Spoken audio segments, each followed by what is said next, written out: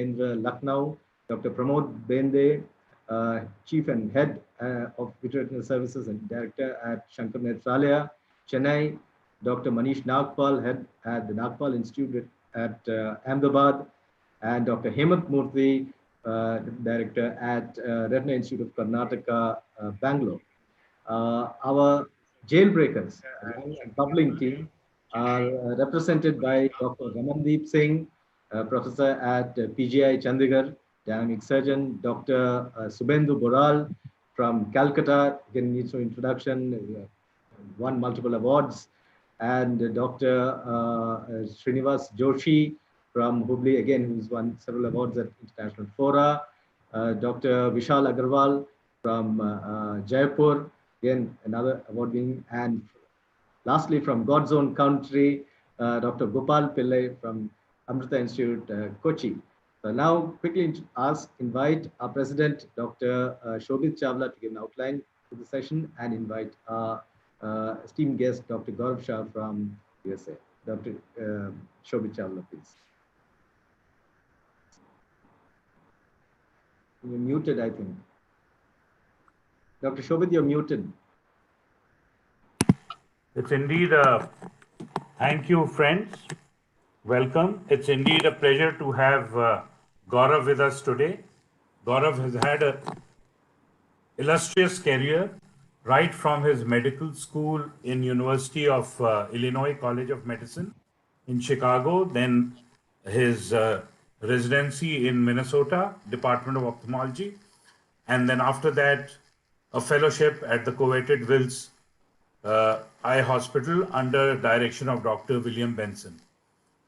He came to the Barnes Retina Institute in the summer of 1999, and after that he has been involved, besides with clinical work, with a lot of clinical teaching and teaching residents, fellows, and participates in the grand rounds in various lecture forums.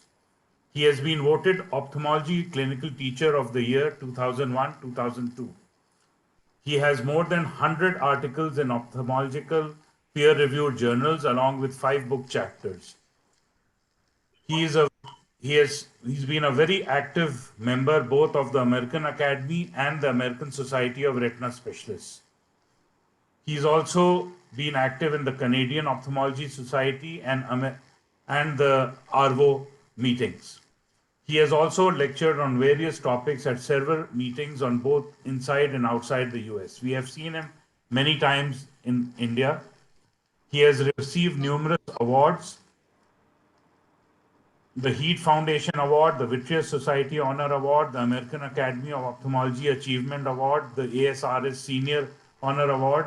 He is currently an investigator in more than 30 clinical trials dealing with macular degeneration, diabetic retinopathy, uveitis. He serves as a reviewer for a host of journals. Moreover, he is a very important and generous friend to the Vitreoretinal Society of India and has never turned down our offer for being in our meetings in India. We are grateful to him for that. Welcome, Gaurav. And with that, Anand will take over and we start the meeting. Thank you, Dr. Shobhit, and welcome again, Gaurav. So the way we will be doing this session is that we have 5 segments in this, where most of these clips are related to that particular segment. And in each segment, the presenter will present the case, and then there will be an internal discussion directed by Gaurav and myself. And at the end, we will have small segments of audience questions, which will be taken up, and they will be steered by Dr. Manish and Dr. Hemant alternatively. So can I ask Gaurav to kickstart the show and say a few words, if you would, about how this will go? I think the less I talk, the better, more time we have. So I always appreciate seeing all my friends and colleagues and fellow, all of my Indian colleagues and friends. And it's always a joy and honor to do this. So I appreciate the time, energy, and effort, because a lot of things are happening in the world, and it's nice that we can join and learn something and not watch the news. So I think that's the best thing we can do today. So I think as we don't want to spend too much time, We want to on all the other things, but we want to get the show on the road, as they say. So I think with the first, we'll have the first presentation, and then we'll have a discussion. So I think we should start now with the first presentation.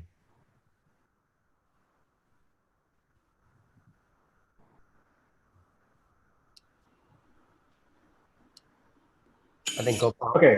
Okay, this one is my case. I'm Dr. Gopal. This is a regular epiretinal membrane surgery where after removing the vitreous hyaloid from the disc, it was taken off the retina. It's a non-myopic patient. And to my horror, I saw that there are multiple tears and retinal detachment emanating from the center, from the, right from the temporal periphery to the nasal periphery. So you had to switch gears, you had to go all over and do a vitrectomy right to the periphery, clearing all the vitreous which is anterior to the those tears and removing all the traction on the area of the tears. Then finished with laser. I did a little more laser. Usually we do about 3 or 4 rows, but I had a heavy laser here. And the periphery, the places which were quite anterior, those areas I cryoed. And once you finished, lasering and cryoing, I put gas. And the final visual acuity of this patient after epiretinal normal was 6/12. This, you can see that now the cryo probe is getting activated and cryo is coming. Had a bit of a cryo there on the anterior surface. So this is a complication which occurred basically because there was a lot more suction involved in the removal of the vitreous, the hyaloid, than the cutting. So the way to circumvent this would be to just raise it and then use the cutter to shave till the periphery rather than use the suction. May have been because of the reuse of the probe, because the cutter's effectivity reduces. Thank you.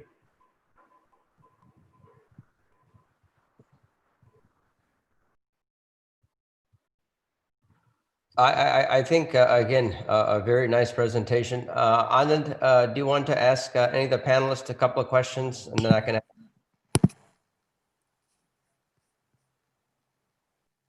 You're muted. You're muted. You're muted. Anand, you're muted. Yeah, just a question to Dr. Pramod Bende and Dr. Hemant Murthy.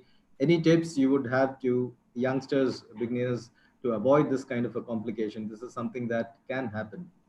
So Dr. Pramod, could you take that first? Yeah, basically what happened with a wide angle visualization system, we see more, so we do what we want to do more. Because the more peripheral retina you see, so you want to do a clean job, and sometimes when you do extensive dissection, and this is what happens generally because we are over enthusiastic. So what Gopal has rightly mentioned, that cutting is more important, and sometimes older cutter if you're using it induce more traction than a cutting, and that's what happened. Also what I feel, the way the ragged tear are sometimes, what we need to understand something what is called as posterior migration of vitreous base. Because posterior border is sometimes with age is migrate posteriorly from the aura. What we know is around 2 millimeter, but not exactly 2 meter. It goes on as we age advances, is advances posteriorly, and is always a ragged edge, not a uniform line. And when you induce the PVD suction, you need to induce the separate the posterior, and during that suction, when that ragged border, you can have an uneven traction along that edge, and typically those tear seems to be like that. That is because of, I would say, posterior migration. So you have to understand that concept. You have to understand that term, what it is, and you have to be careful. When you induce the PVD, you follow that edge of the vitreous separation on the retina. You see that edge-like thing, and where you feel there's an excess tug, you should stop there and just cut rather than allowing suction to proceed further. Okay, thank you. Dr. Hemant, would you like to add something? I think in addition to that, generally with the old cutter, because there is, when the cutting is not good, there is an incarceration of the retina in the probe. That's what, it tends to keep holding on the vitreous a lot more than it cuts. The second thing is, I think if there are any lattice, in addition to the posterior migration of the base, if there are lattice degeneration and you're forcefully inducing the PVD, so when it comes to the lattice, it starts producing the tear. I thought I saw a lattice there, so I'm curious to know whether there's some lattice there, because these are some changes which are always seen in patients. So you need to follow where you're inducing the PVD, because wherever there is dense adhesion, it's prone to produce a tear. So that's why we keep doing it very slowly and ensuring that we don't produce iatrogenic tears. Okay, thank you. Very vital points, all points well taken. Can we have the next presentation, and then Gaurav would invite panelists to comment. Hello, I'm Dr. Shubhendu from Desai Hospital. It was a case of routine ERM removal surgery. After doing vitrectomy, I stained the macula with trypan blue. But just after staining with the trypan blue, I've seen there is macula seems to be boggy, and there is a track of fluid going towards the infratemporal periphery. I checked it twice. However, I have to do the ERM removal. That's why I started peeling the ERM first. And when I was peeling the ERM, my feel was just as if I am operating in a case of CSR. Macula is very boggy, very edematous, as if some kind of serous detachment is there in the macula. But just after completion of ERM removal, suddenly I noticed retinal detachment, and there was a large break in the infratemporal periphery, and retina was almost in the retrolental position. You can see. Then I injected PFCL to settle the retina. There's a large break in infratemporal periphery. I completed the dissection around the infusion cannula. Infusion cannula almost gone, just posterior to the ora serrata, and started doing fluid exchange, settled the retina nicely, and did laser around the breaks and as well as 360 periphery. And I've seen it is my infusion cannula was just beyond 4 millimeter.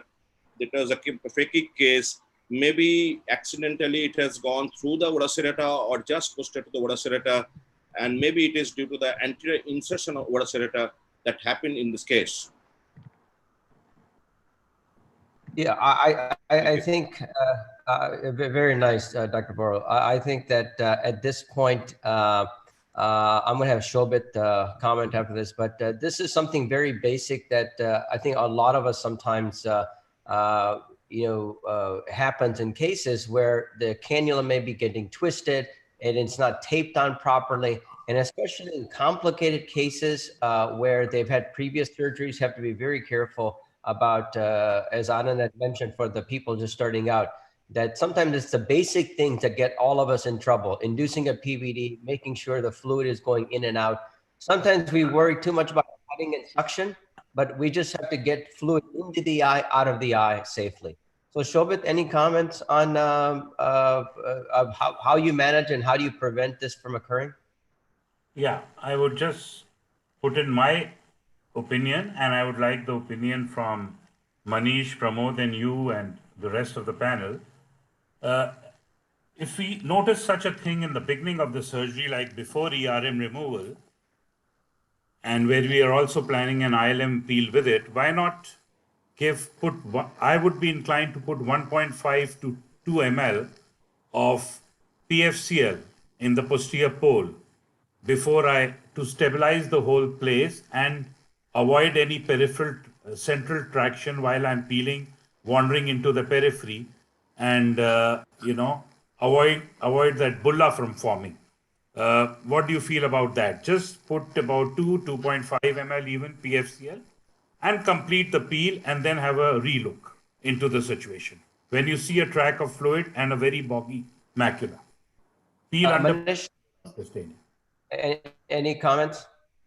Yeah, so I think Shobit, PFCL can be used certainly to prevent a bulla formation. But I think what I saw in the video was the bogginess partly was coming from the choroid. And maybe that would not settle down instantly unless you solve the actual problem of the fluid constantly coming. So first thing when you notice it, you could put PFCL just to keep the posterior pole stabilized.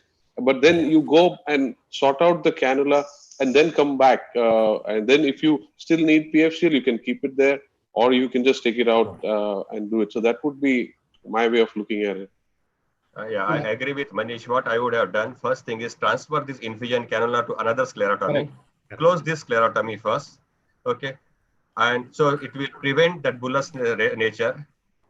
and then you can handle subsequently very well, recheck the infusion entry, everything. And once cannula tip is properly inside, you can reconnect back to same sclerotomy. That is one. Second thing is, while making sclerotomy, sometimes you go, because you want a self-sealing sclerotomy, you sometimes go too oblique.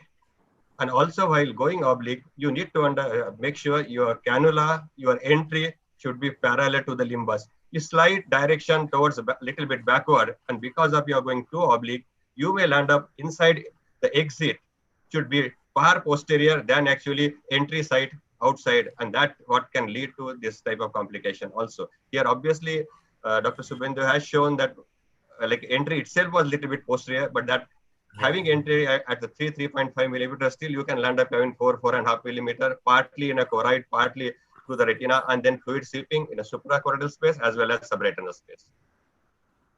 And I think that one thing to realize for people who are just starting out, when a complication occurs, take a step back, figure out what's going on, and before you do your next step, think about what you're going to do. And think about if you started a case with this fluid, what would you do? So forget about anything else, but concentrate on that first. But don't get too worried about too many other things. But take a step back before you do things. That you're not in a time rush, right? You should never be in a time rush. So really take a step back and figure out, what is going on before you do something, instead of the other way around. That's all great points. I think one thing is that in this era of MIBS, since the ports are flexible, we can always switch things around. I think that's very critical. The PFCL can stabilize the milieu inside, and then you can switch around like Dr. Pramod suggested. I think great discussion. I think we can move on to the third presentation.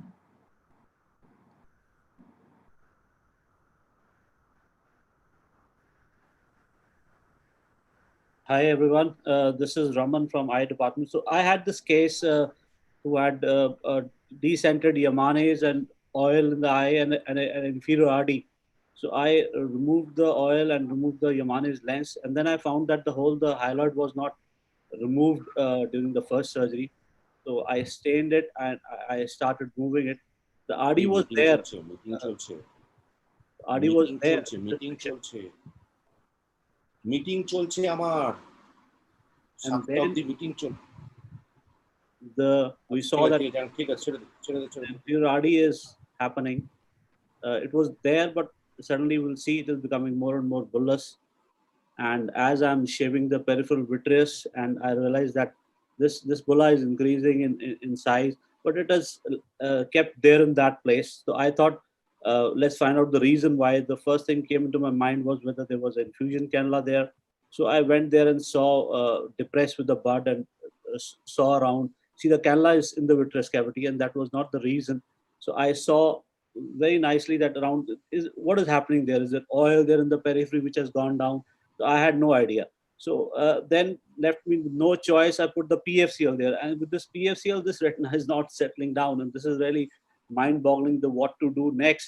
So I had this whether to make a retinotomy and drain it, but I had always in the mind that something is there. So I thought to draining it from the outside with a non-walled cannula. I went back in the area of the detachment, and I could drain the fluid. You can see the retina going back nicely, and went back. And when I went inside, and then now you'll see that the retina has gone back.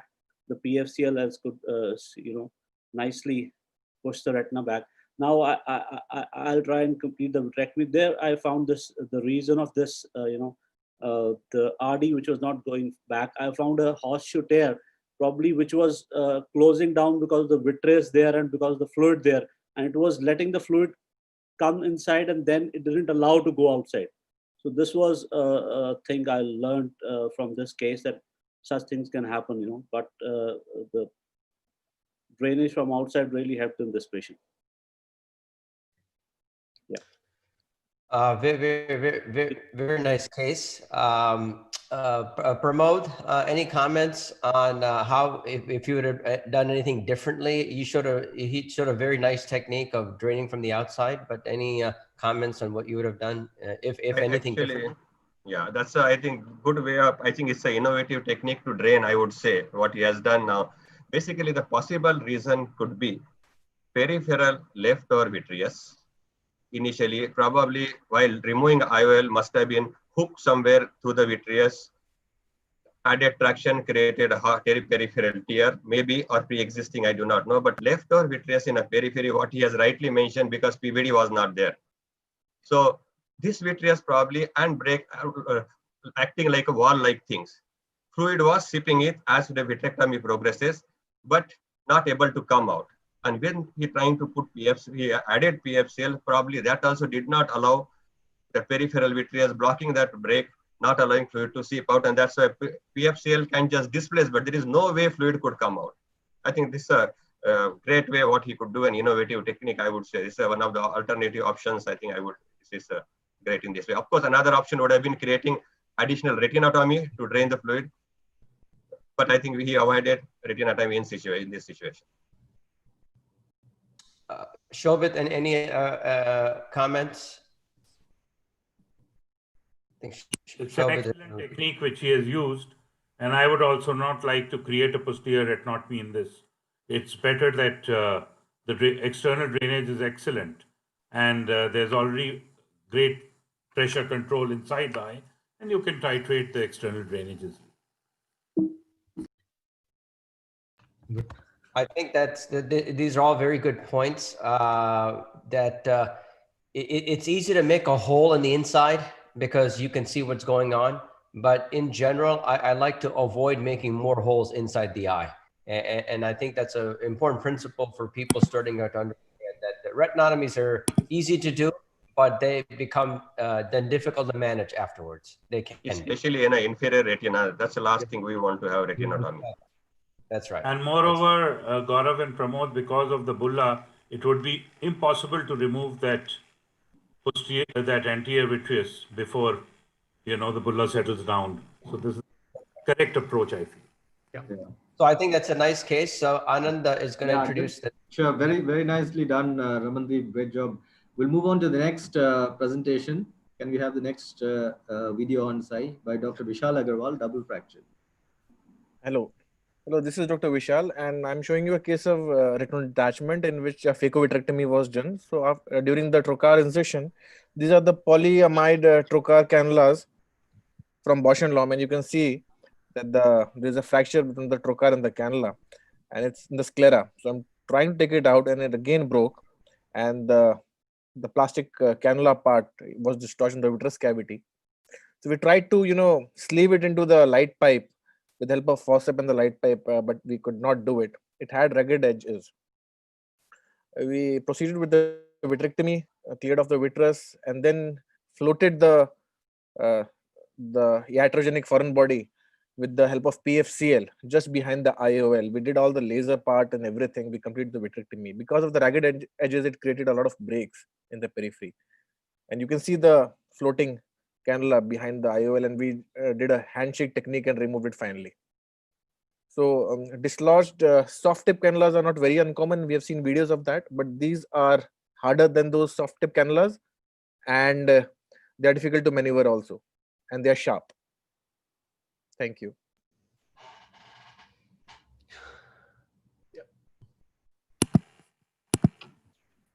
I think that's a nice case. Anand, you want to ask the panelists about their thoughts? Yeah, Dr. Pramod, would you like to share? Yeah. Sharing, you can just take away so that you can have a panel on the screen. Yeah. Stop sharing. Okay.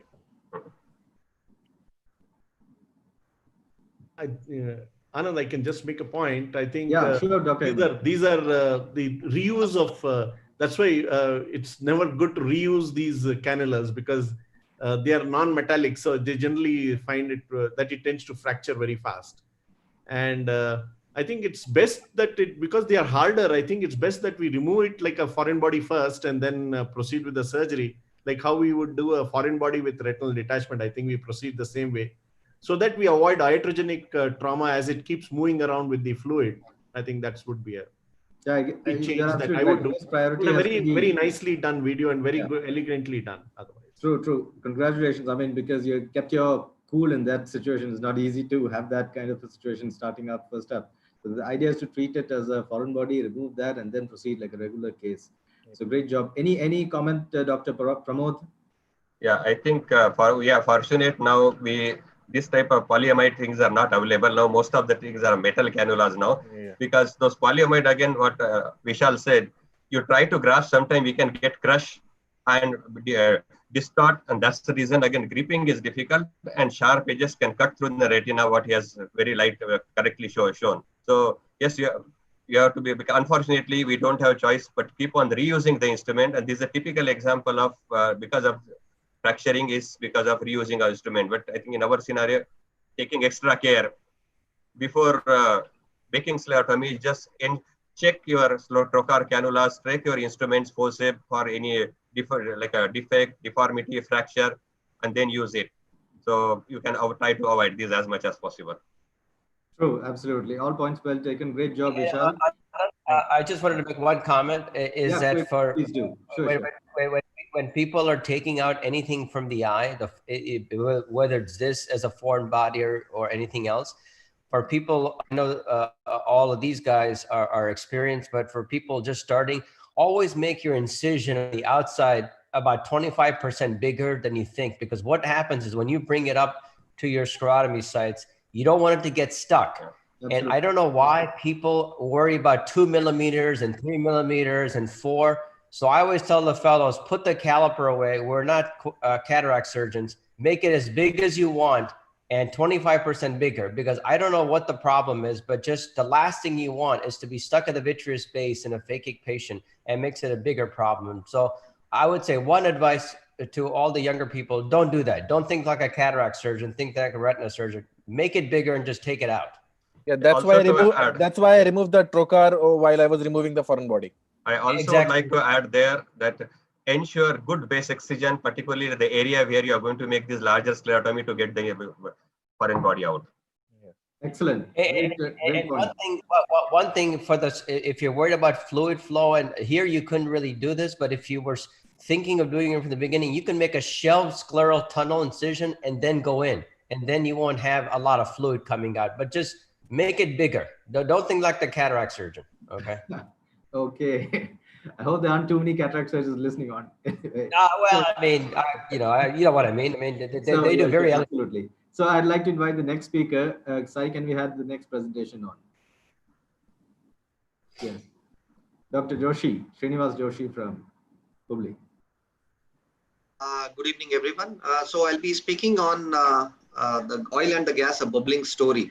So here the patient was presented with retinal detachment. So I did a pneumatic retinopexy with SF6 gas. Post 2 days, that gas started forming the fish eggs.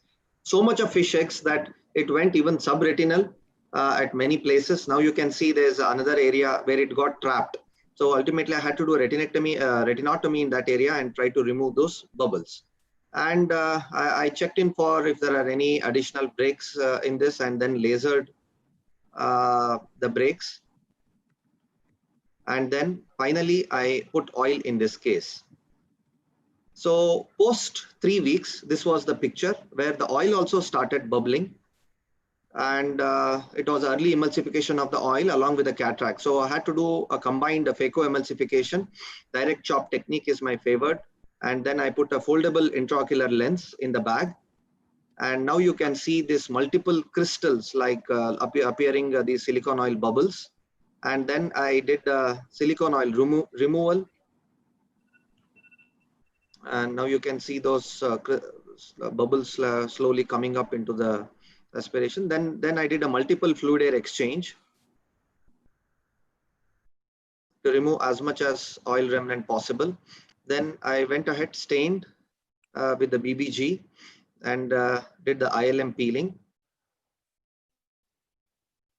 And I looked into intraporosity because one area I suspected that there is a subfoveal PFCL, but it was not there. And then post that, after first post-op day, the air also started bubbling. And finally, after 2 weeks of the final surgery, everything went well. And the patient has around 6/12 vision, and he is doing well. So the question to the panel is, whatever we injected gas, it got bubbled. We injected oil, it got bubbled. And then we injected the fluid air exchange. That is, only the air was there. That also started bubbling. So what might be the reason for the bubbles in this case? And our fellow Dr. Giriraj has named it as a bubbling story. I think that's you've had a great outcome from a case with a lot of issues, but I would like to ask Pramod, just let's go back in time. Is the whole issue of fish eggs. Pramod, how do you prevent that from occurring in pneumatic retinopexy? What is your bubble injection technique? Yeah, basically, there are two ways you can just inject when you do pneumatic retinopexy.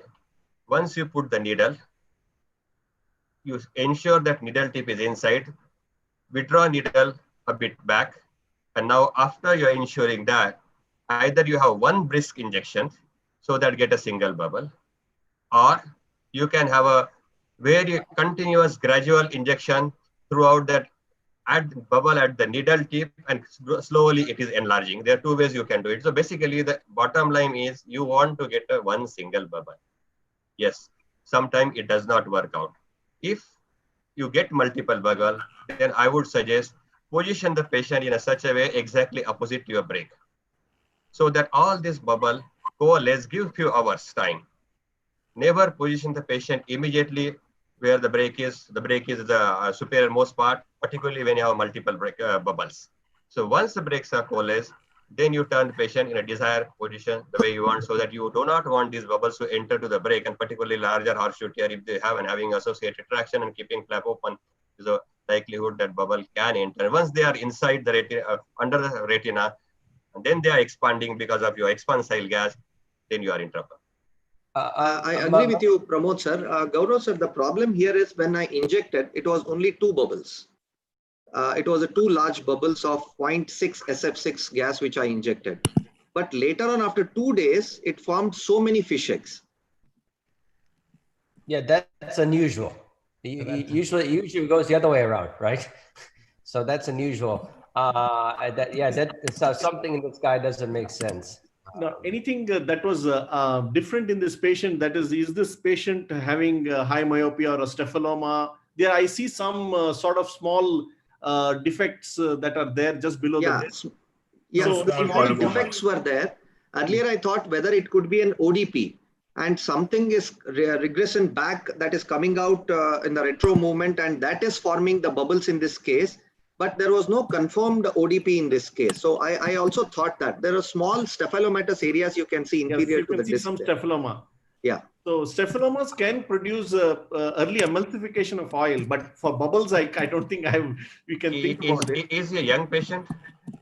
It's around 45-year-old, sir. Okay, no nystagmus or anything? No nystagmus. Nothing. No, yes. Okay. Nystagmus is one of them. Because again, like saccadic movements can make a break into bubble. That's the thing. You said in between PFCL. When did you use PFCL in between something? If I overheard wrong, you're not mentioning anything about PFCL. No PFCL use, right? No. I used the PFCL. I tried to see what happened. The bubbles which were coming posteriorly, I had to push them to the mid-peripheral area and then did a retinotomy. Yes. And so that is where I used the PFCL in the first instance, in the first surgery. Yeah, but what happened now, if you have a residual PFCL, that can induce the inflammation, and then you can have a early emulsification of the silicone oil. And also depends on which brand of silicone oil we use, because I have a few cases, we had some specific brand. If almost 3 to 4 weeks by the time patient come, have a significant amounts of emulsification in those cases, irrespective of all other factors common. So the brand of silicone oil, I think that also we need to look into it. Sir. It is oro silicone oil, which we are using it in all the cases, and this is the only case which I found early emulsification in 3 weeks. So I had a question for Manish and Shobit, real quick, 30 seconds each. What is your indication for pneumatic retinopexy, and in which patients do you not do it, most importantly? Shobit first and then Manish. First of all, it's not my favorite technique any longer. And I don't do it in myopes at all. Young patients, formed vitreous, myopes, I would never touch it. I would do it only in extreme situations where I can't offer a surgery to the patient because of general indications. That's the current status of pneumatic retinopexy for the last 10 years in my practice. Manish?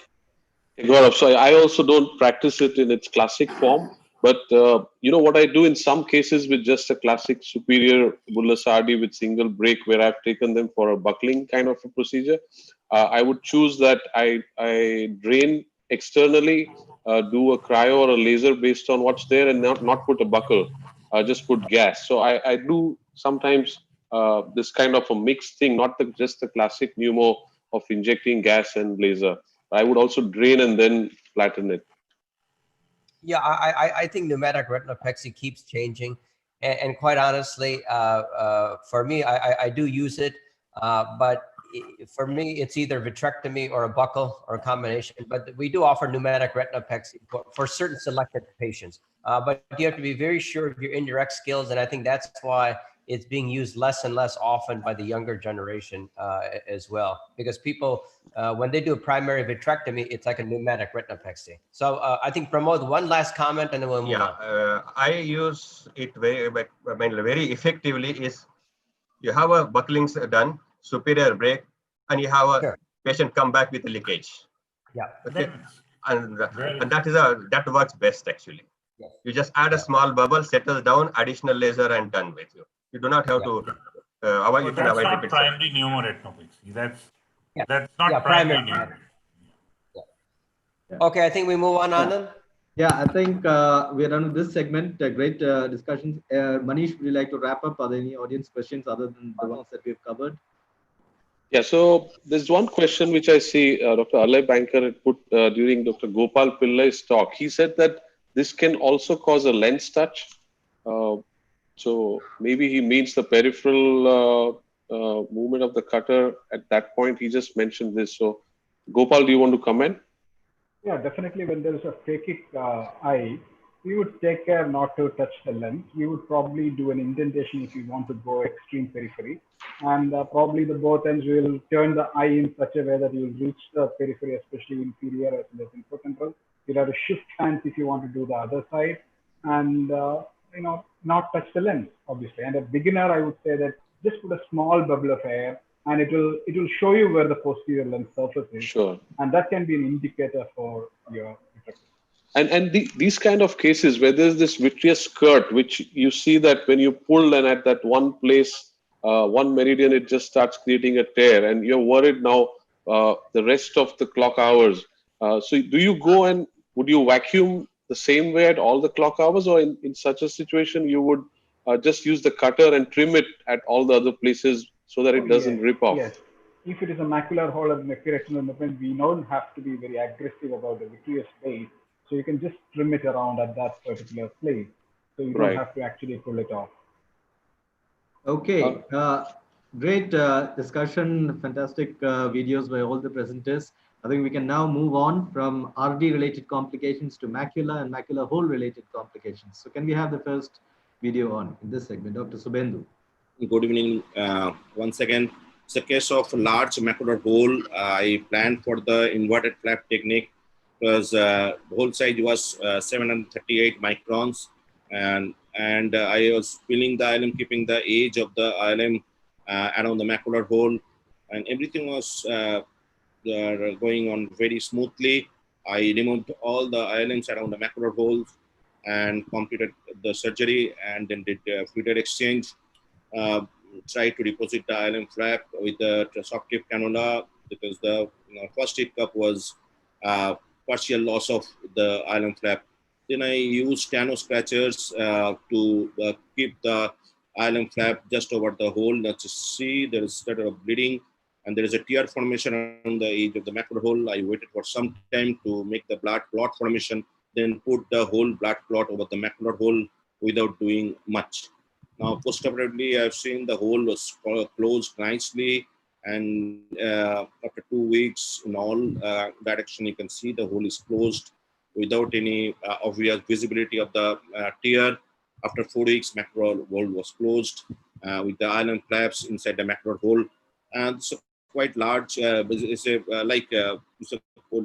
5 years old video where I used to use a Tano scratcher to put the ILM flap over the macular hole. Nowadays, I usually keep the IOP in a lower side, roughly 10 to 15 millimeter mercury, and then use the soft tip cannulas to deposit the ILM flap over the macular hole area. That was the it is a video where people should use nano scratcher very cautiously, judiciously, so that you can create the tear formation at the hole margin. Thank you. Saminder, nice, very nice video. There's a lot to discuss about this case. A couple of points I'd like to get Manish's opinion. One is the use of Tano scrapers, because I think you got to be careful when you use anything to scrape the retina. And I think the more broader issue is the whole issue of flaps over macular holes, right? And I think people have to understand that flaps over holes, people talk about them, but we need to really find out the indication for that procedure. So Manish, any comments? Yeah, so I think he showed a nice video with the, I don't personally use a scratcher or scraper because I just do the pinch and peel, and so I don't use it per se. And as far as the flaps are concerned, again, I don't use them. I just take off the ILM and then I use a gentle massager. It's just a non-traumatic instrument. Initially, I used to do it with the forceps, just the edges of the hole, but then I realized that that's not an ideal instrument. I just use a very atraumatic instrument, 25 gauge, just to massage all the edges before I do air fluid exchange. And that is enough for most of the times for the hole to close on table itself. So I'm not a flap person in the macular hole regard. Shobit, what is your indication for using a non-standard macular hole technique, followed by Hemant and Pramod? So each one of you 30 seconds for when do you use a flap?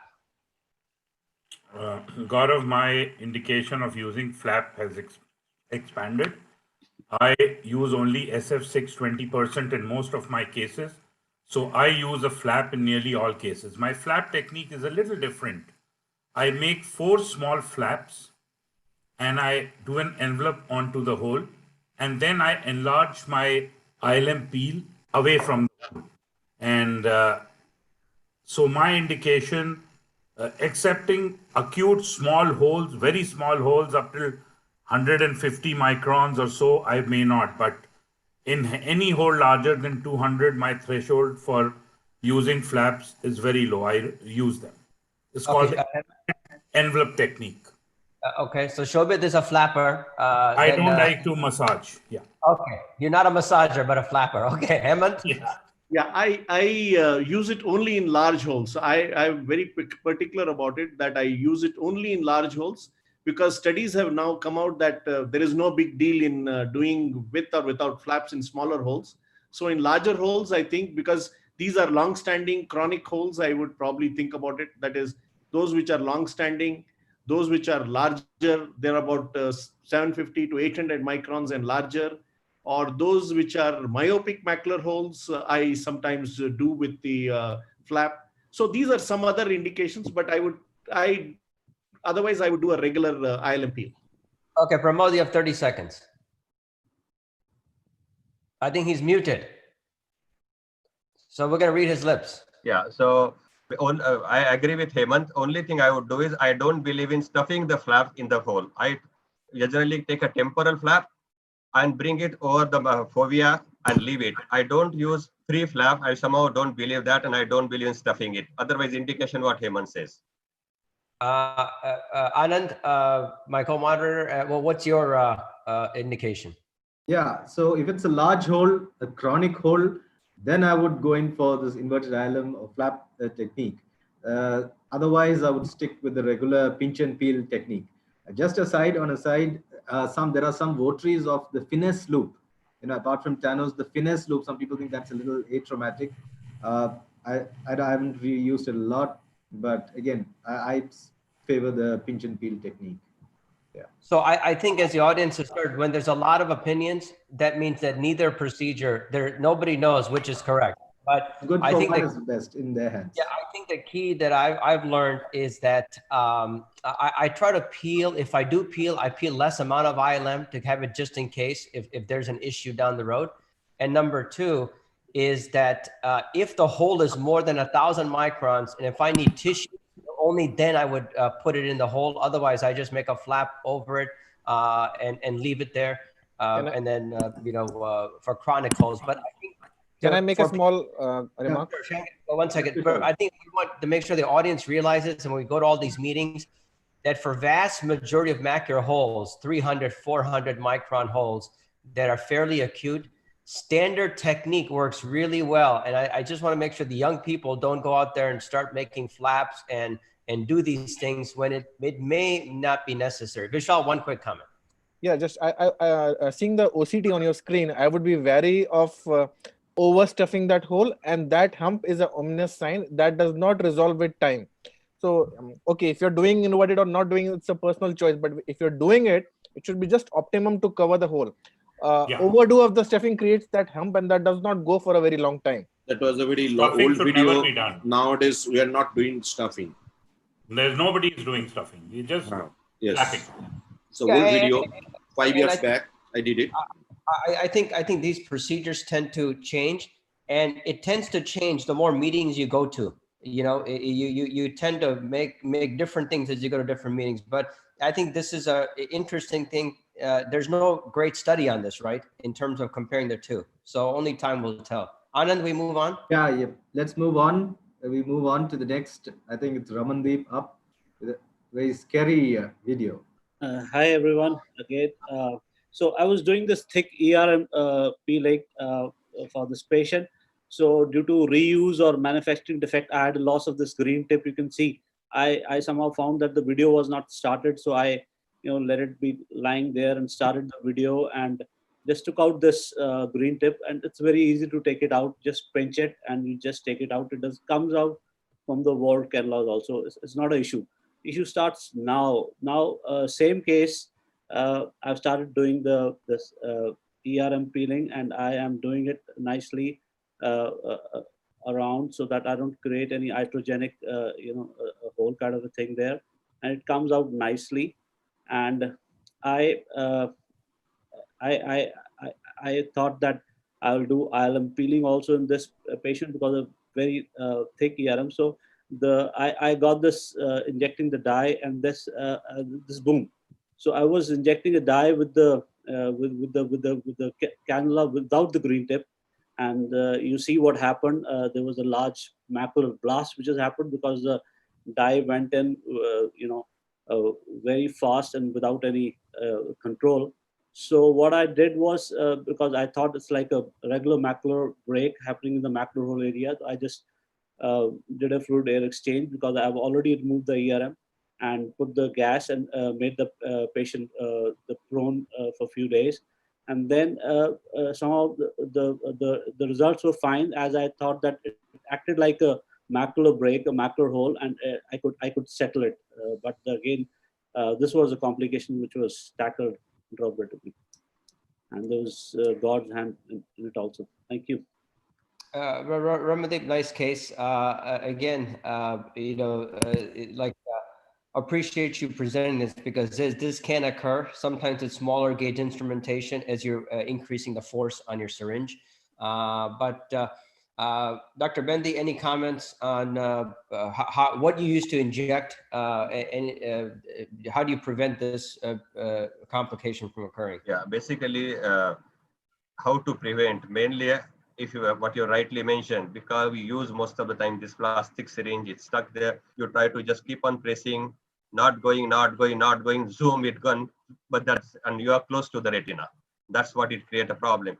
So what I would prefer is maybe I ask assistant to hold the syringe and something like you slowly, instead of pressing directly, screw slowly inside. When you keep on screwing, you ensure it goes as a drop by drop and not as a jet.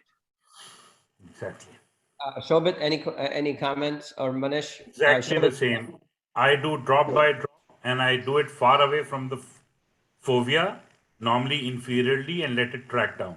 And probably needle is directed toward this. Just a drop by drop. And the quantity is also very less. It's basically important for just visualization of the initiation of the peel. Manish here peels without a staining at all. So if No, I use the stain, and I also gently inject it. But I've had this kind of a problem at times with PFCL because of the small gauge instrumentation. At times you don't realize there's resistance, and you keep pushing, and suddenly there is this pinpoint break through which it goes in. And I'm more worried for PFCL, and I make sure that as it's injecting, there's no pressure build up. Otherwise, you put a vent or use something to let the egress out.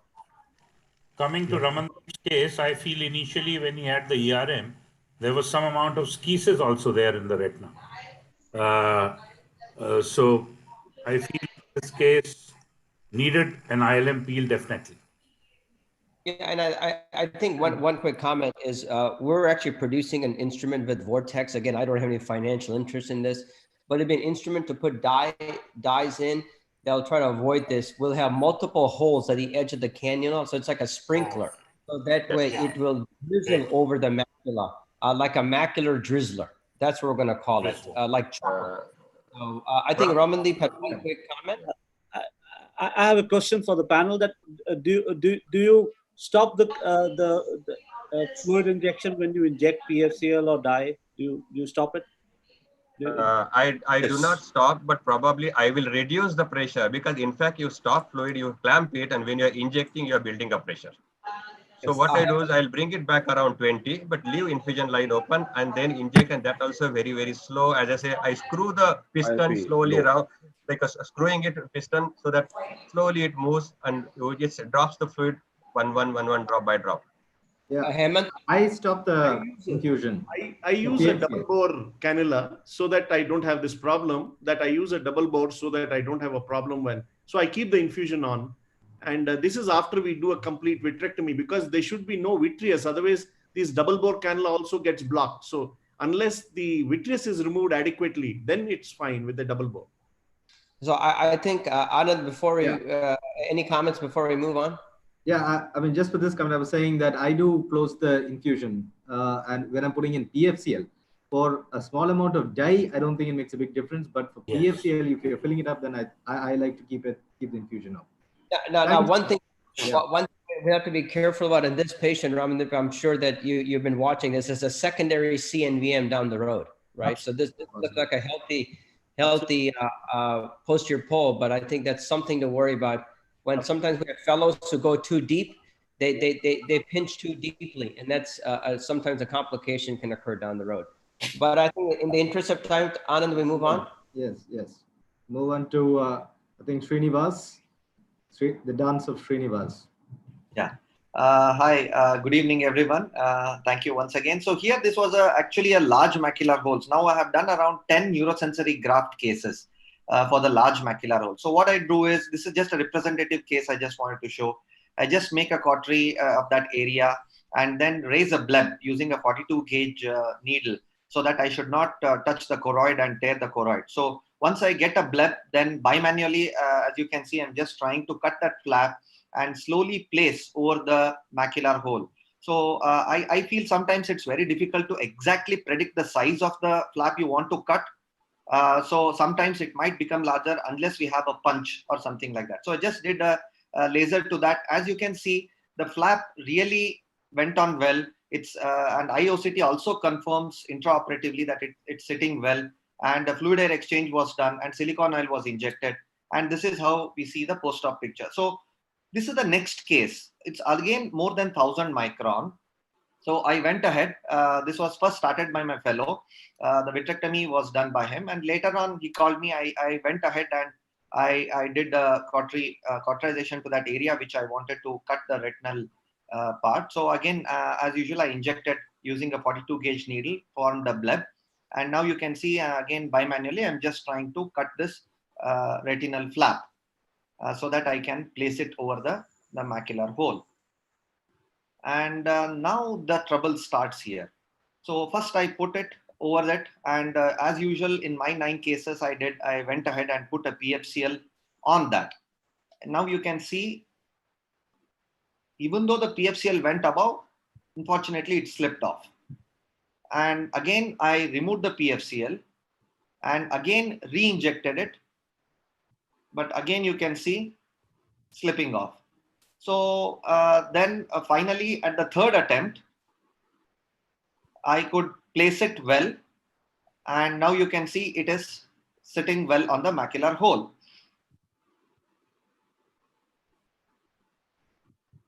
And the next, I try to do the laser to the retinectomy area. Now, while fluid had exchange here, you can see the graft again started moving away. So I just brought it again to the center. But again, while doing a last fluid air exchange, again I could see it slipping off. So then I realized something must be wrong where the fluid is getting trapped there.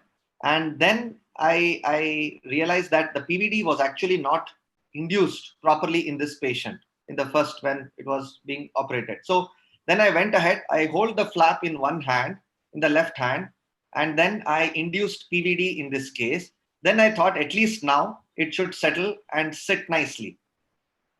Yes, to a certain extent, it was settling. It was not dancing here and there. Again, did a fluid air exchange. Now, with the help of silicone oil, now you can see the graft again moving away. So then I thought, let me fill the oil first and then lastly do this maneuver. So I completed the silicone oil injection and finally I brought it and prayed to God that it should not slip away. And this is the post-op picture, 1000 microns, and the hole really closed well. So out of 10 cases, this is a very interesting case where it took a lot of time for me because in the earlier case which I showed, that also had a little large retinal flap.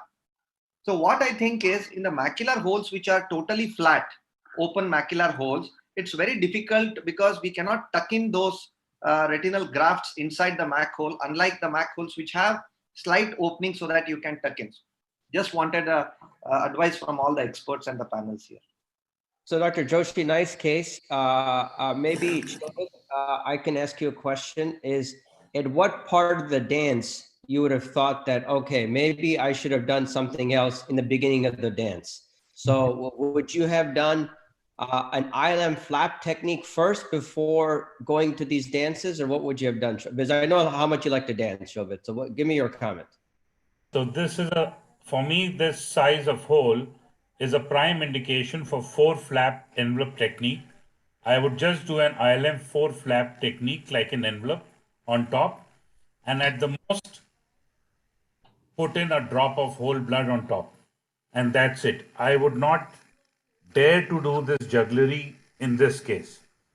If it was a traumatic hole, maybe I would think of a graft. I would not think in case of a idiopathic or a age-related macular. Hemant, 30 seconds. What do you think? Dance? No dance. I would just use an ILM flap. But I think he did recognize that the PVD was not there. So I think the hyaloid was there. That was the initial starting of the dance. But I think that he could recognize that was good. I think that's a well seen in this video. Yeah, that was good to recognize the PV, Manish, any comments? 30 seconds. I think Manish is muted.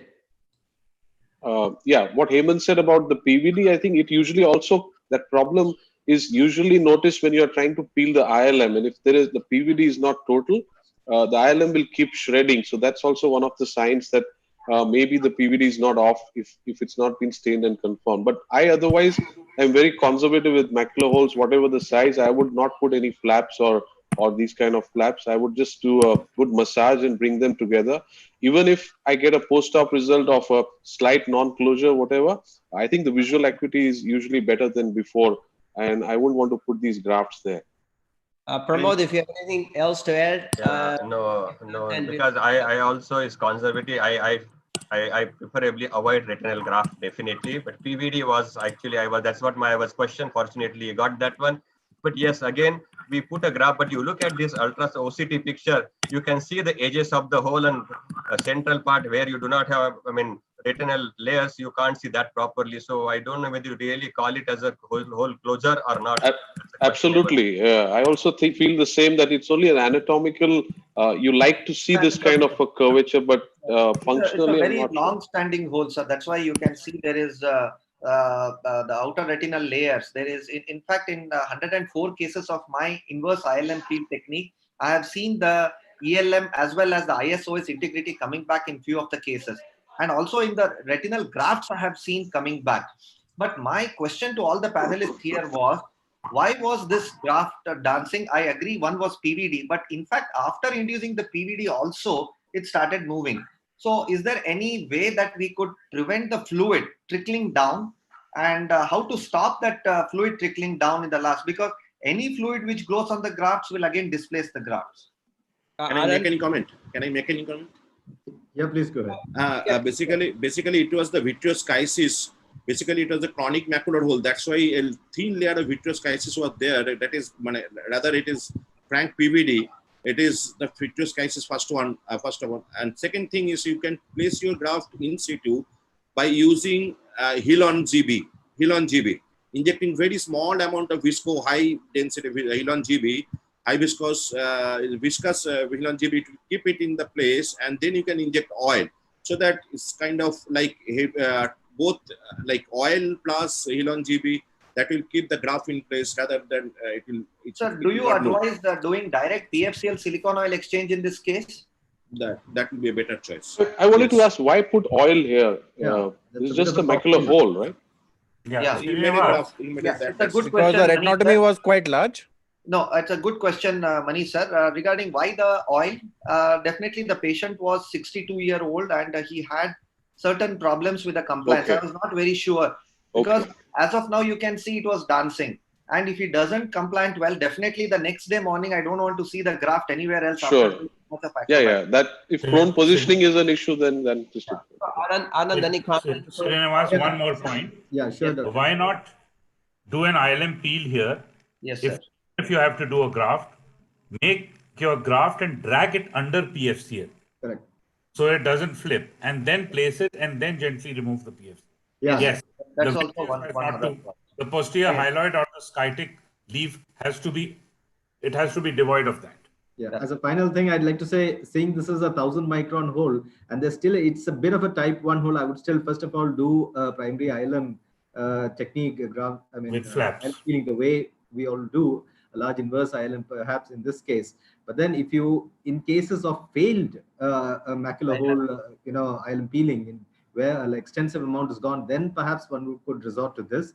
But given the fact that you've gone for this, I think the thing is, like Dr. Shobhit just said, have that PFCL there, and then once you pick the graft, once you made the graft, make sure you don't leave that, slide it gently under the PFCL and then leave it there. So anyway, thank you, Srinivas. Very pertinent points you brought up. Great. Thanks for sharing this video. I think we'll move on in the interest of time to the next video. Sai, can we have Dr. Vishal talking on lost flap? So this is a case of a optic disc pit with a macular hole. The pit was long standing and the SRF has more or less resolved, but there was a traction and a macular hole also. So we went inside and we did something. I did a peeling, one second, yeah. So we stained the posterior pole with BBG and we did the ILM peeling. Here is the PVD induction. And a two-place ILM peeling was done in this, one for the macular hole and one for closing the pit. So we dissected in between the macula, and one part of the ILM was, inverted over the hole, and one part of the ILM was inverted over the disc pit.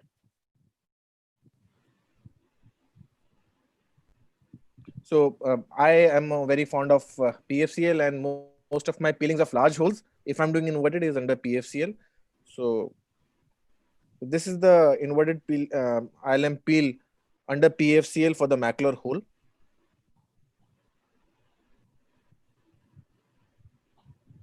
It gives me better control, and I think the ILM is better managed in that way, but it's of course is a personal preference. And now we had to take care of the pit also. So the rest of the ILM is now being folded over the pit.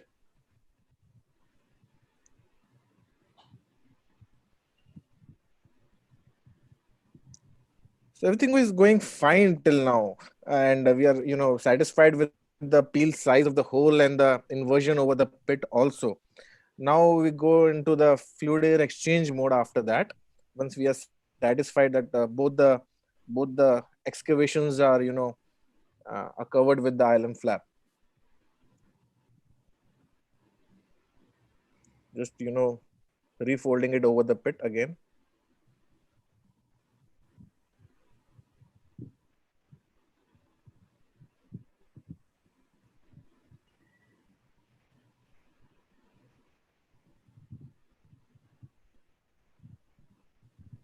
I hope the video is clear to you. So now we going under air and, aspirating the PFCL.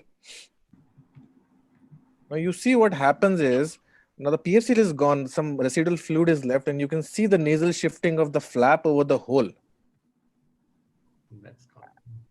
And though the flap over the pit is still in place, it has not gone anywhere.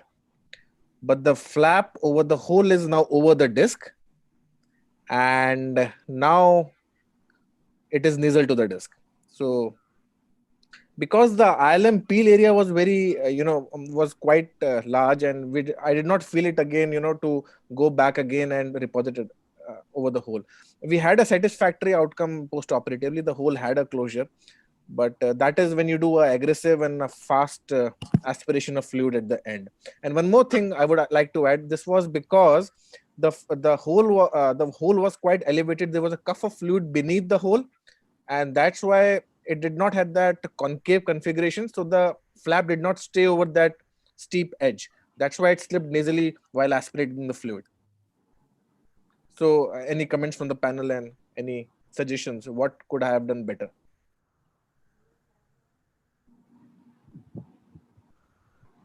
Vishal, hello. I would do two flaps in this. One flap would be over the pit like you did, and the second flap would be a combination of two, because for the hole and for the, to reinforce the foveal area, two flaps. I did your 4 flap technique in this. Yeah, but avoid, it has to be a foveal sparing peel. Manish, any comments on your preferred technique for this, and also on optic pits? Because when there's 50 different techniques for a procedure, again, none of them really work that well.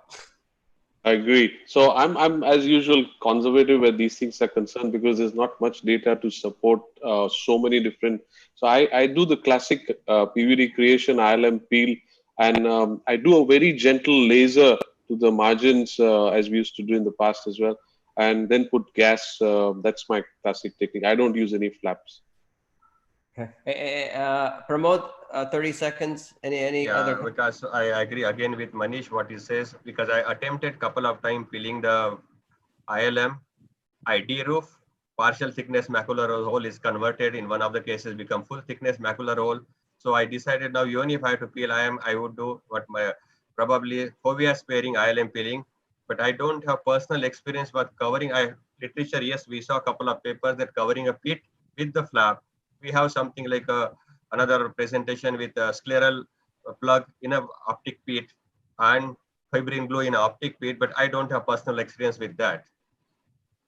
So yeah, I agree that many different techniques. Can I make a comment? Quick comment? Sure, one quick comment, then we move on. Yeah. So Dr. Vishal, I think it's a good technique what you have done. Even I follow the same thing of stuffing the ILM inside the optic disc pit. One thing I have realized out of my 14 cases is there is some kind of negative pressure. No, usually I try to stuff it. It stays inside the optic disc pit.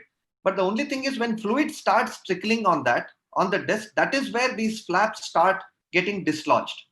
So what I'm telling you is that I always do a fovea sparing and try to leave a hinge like you have left. In fact, there are cases where I have removed the ILM harvested from the temporal side and I have also stuffed it, and it stays well. But the only problem I now face is sometimes the fluid which percolates, which keeps coming even in the air mode, that usually displaces this thing. And as Dr. Subhendu said, putting a helon or something over the disc and then directly going in for either the gas, I think would be a good alternative for this. So I won't stuff the flap, but a slight tug is sufficient. But sometimes whatever you do during the final fluid aspiration, the flap tends to displace. No, So that's you try heel on. It works well. okay. Okay, Anand, any comments? Yeah, so initially I never used to bother a lot, because even if you create a macular hole during the ILM peeling, that is the treatment for the macular hole also. So you're doing the treatment too. The only thing is to make sure it's a wide flap. But nowadays I also prefer a fovea sparing flap, and I've often only in isolated OD pit cases, sometimes I'll just do a temporal flap and just flip it over into the OD pit. So that's some things I do. So anyway, great discussion. Thank you. I think we'll move on to the next presenter. Again, Srinivas, macular hole after subretinal TPA injection.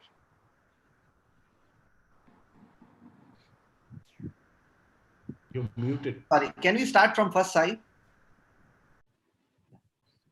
Sorry. So this was the case of a traumatic subretinal hemorrhage with RD in the nasal area.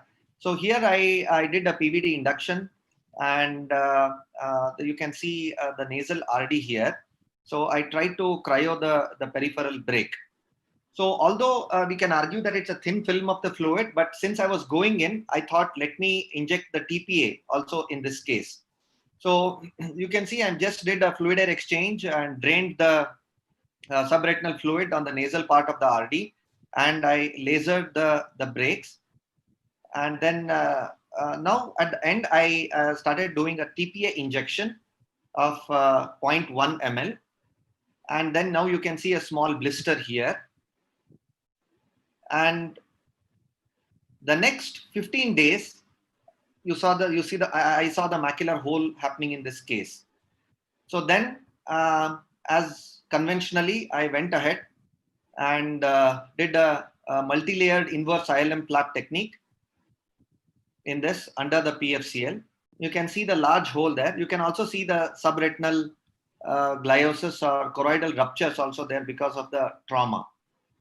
And then using this multi-layered ILM flap technique, I could plug this really well, the ILM flaps.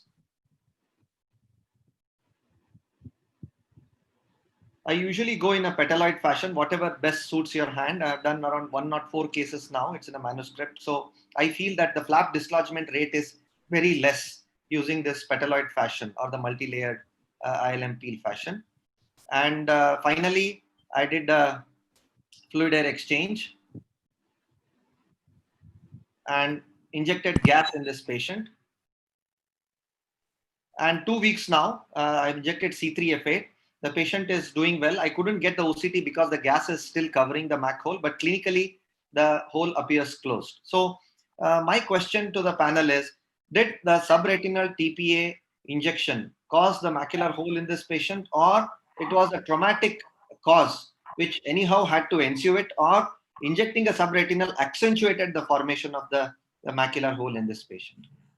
So those are all good questions, but Pramod, I'm going to go one step before that, right? So it's the indication for the surgery in terms for the type of procedure.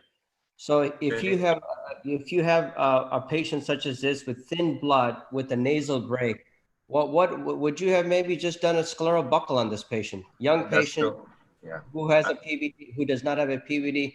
What is the issue of doing more dancing, I would say? So Pramod, I'll give you. I was exactly going to say same thing. I would have done buckle, and definitely macular area I would not have touched at all in this case, because look at the amount of scarring you have underneath, maybe thin film of blood, and I have with this much of scarring and having a choroidal rupture, I think functionally is not going to help much and inviting trouble. Now going subsequently further, injecting TPA, you have something like scarring is there, thin out the area, and probably fovea was the least like an area of a least resistance, and that's probably would have pop out. That is one way of looking at it. Second way is, yes, probably pre-existing hole, which over a period of time you have seen that one later on. Both the possibilities are there. But yes, primary, I agree with Gaura. I would not have touched foveal area at all. Even option, I would have attempted buckle in this case. Shobit, any additional questions? Just a classic case for a buckle. This thin film of blood, if it's less than 1000 micron, definitely does not require TPA intervention. And there is a high chance of macular hole formation because of what Pramod mentioned, the area of least resistance at the fovea, while TPA injections such a thing. Hemant, and anything else to add? I fully agree with what Pramod has said. I think that is the first primary indication. So, but once you've gone in for vitrectomy, I don't think I would have used TPA. I would have just closed the brake and just injected gas, I think, which would probably displace the hemorrhage on itself. So I wouldn't have injected TPA. Yeah, and again, look, I think in all honesty, it's very easy to be commentators on something that happened in the past, but I think this is all to learn that many different ways to do it. There's no right or wrong way, but sometimes the indication sometimes is the most important thing to discuss rather than, you know, the whole or something. But I think it's a good lesson for all of us to learn that maybe less is better. Because one thing led to the other, and we put this person through a lot of other surgery. So, Anand, we move on? Yeah, sure. Great presentation, Srinivas. Thank you for sharing that experience. Thank you. Yeah, Vishal dancing this time. So it looks like more dancing. This is younger ones like to dance.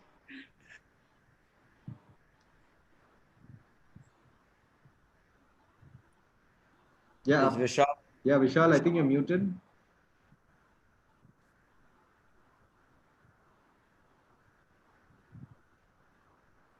Vishal, you're muted.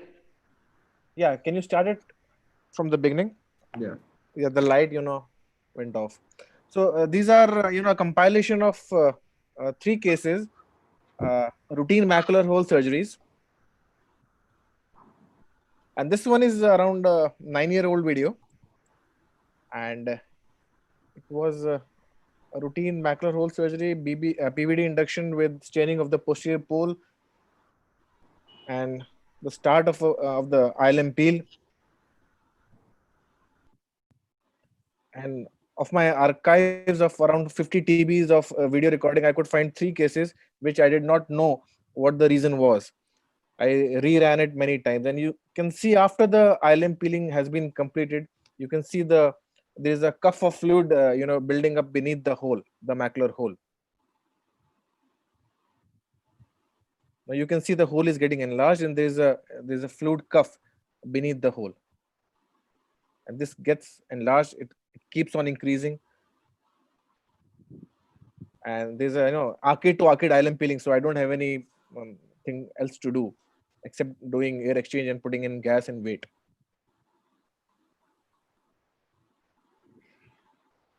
So this is the enlarged hole in all its glory, and the hole unfortunately did not close after 6 weeks. The second case was a pseudophakic patient, left eye of the patient, many years after the first case. And again, the same menu was routine PVD induction, posterior pole staining, and ILM peeling. Routine pinch and peel technique, no flaps in this.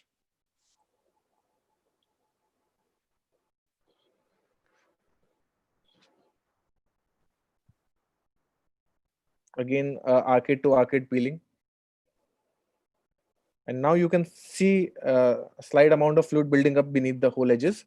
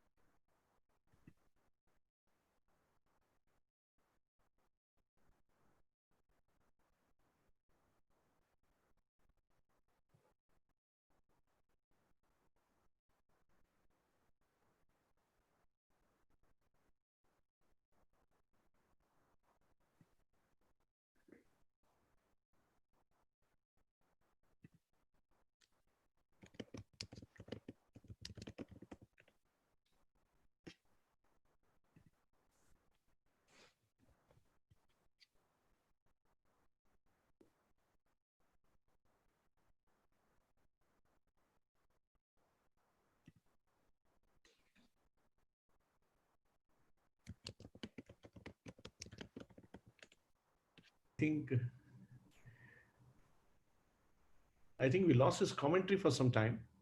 Yeah, I think we did, but I think we get the idea about the dancing holes. Hemant, can you comment on why you think this occurred? I think there would be a fluid current. So especially in fine gauge surgery, one of the problems that we see is that if the air is directed or towards the hole, you just need to direct it away, because if it is directed towards the hole, it will enlarge that macular hole. This could be one reason I could think of. At the end of surgery, when he's doing the fluid gas, I think the air gets directed towards the hole. Yeah, I think that's right. But I wanted to go back to his peeling. Manish first and then Shobit. Do you peel arcade to arcade? Like how in a regular macular hole, how much do you peel? Manish and then Shobit. Yeah, I peel about 2 disc diameters. It's not arcade to arcade, it's a bit within that. That's my classic peel that I would do typically. Yeah. And Shobit? Very similar, but with a flap always. Okay, all right. And Pramod? Yeah, same what Manish said. Okay. I think all of us used to peel more before, and then we went the other way.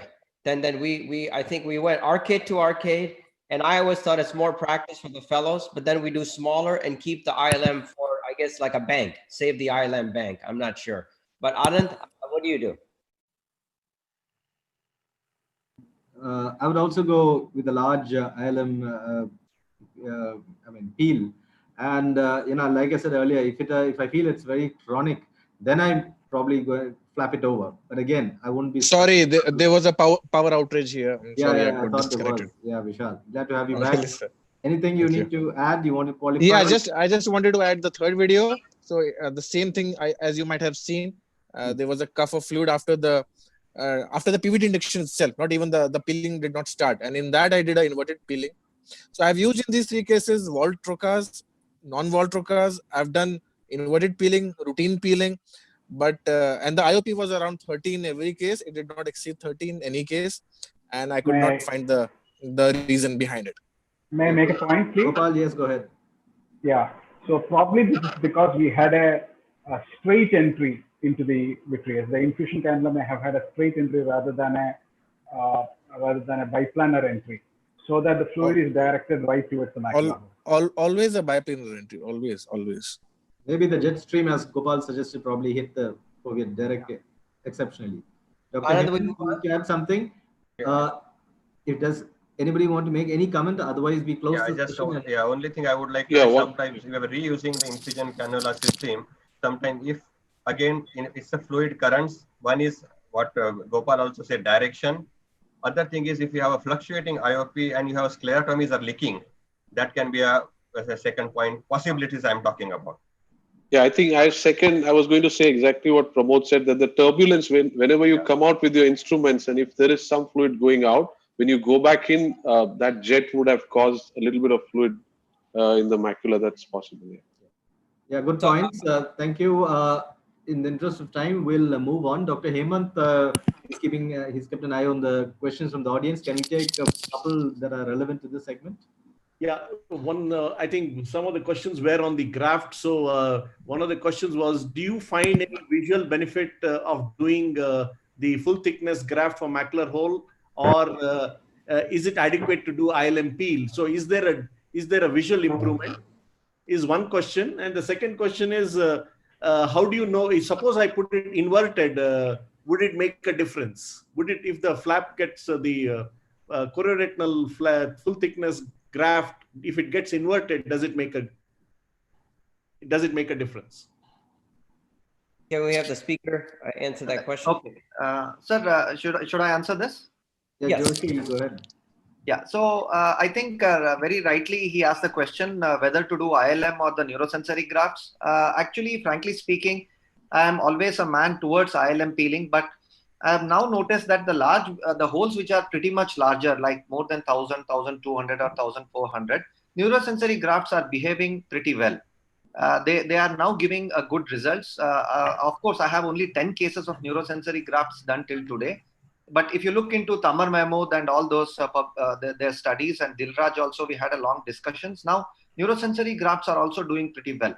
But now the question is regarding the inversion. It's a very good question. So when we cauterize it, the edges of the cautery, ideally you can see. And that is where it helps us to know which side is up and which side is down. Sometimes it is very confusing whether I have inverted, whether I have a straight flap. That has happened to me in 1 or 2 cases, but I always follow the cautery mark which is there, or you can either put a small stain of the BBG on that. So that probably will give you a surface that when the retina is not inverted. But I have not inverted the inverted retina and then got the results. I don't know anything about that. But as of now, in my 10 cases, the straight flap I have done luckily, and it's now most of the cases are doing well. So I'm in the process of reviewing some of this. I think the basic question everybody's trying to figure out is, how do these people see, right? Like, well, how can they see? Is it eccentric fixation or what it is? So I think it's great to have these techniques, and only time will tell. But I think that's the basic question we want to say is, are we plugging up mechanically and know what's happening? It'd be nice to have multifocal ERG on these patients to see what exactly is happening, because this is anatomy. And I'm just always shocked that, why do people see? But hey, you know what? Avastin people didn't think it could work, right? So it's always exciting to have new technology. So Anand, we move on then? Yeah, we move on to the next section, which is going to be pretty exciting. It's on choroidal detachments. And if Sai can bring it up quickly, I think. So these are dancing choroids. Okay. Yeah, dancing choroids. So we'll have Gopal for a change. Gopal is the king of choroids. This is an intraoperative choroidal detachment, which is seen in a normal vitrectomy. I made an opening about a sclerotomy about 5 to 6 millimeters behind, and used the active suction of the green tip, went into the suprachoroidal space, and you can now see the green tip there. And slowly you can see that with the active suction, that is, the choroidal detachment is completely drained. So this is a technique in which we can go through the, if there's a choroidal detachment there, because of some reason.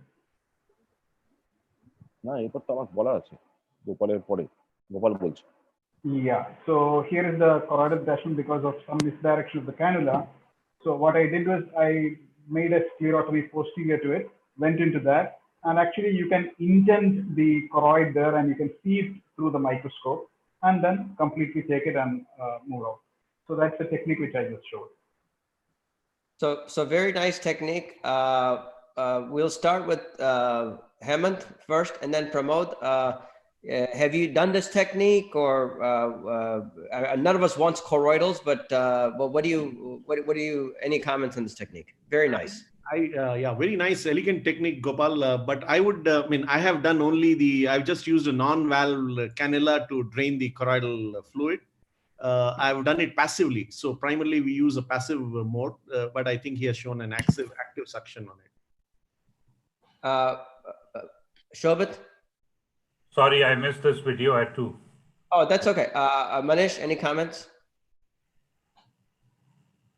I think he showed it very elegantly. I couldn't have done anything better. I think only thing I would like to ask him is that how does he decide the depth, or does he wait for the fluid to come in and aspirate, or just for the sake of safety? What do you think is the way you go in? This was a case in which there was a fresh choroidal detachment, and we could see that the height of the choroidal detachment is maximum in one particular area. So the aspiration cannula is directed towards that area, and actually the intent of the aspiration cannula can be seen inside the retina.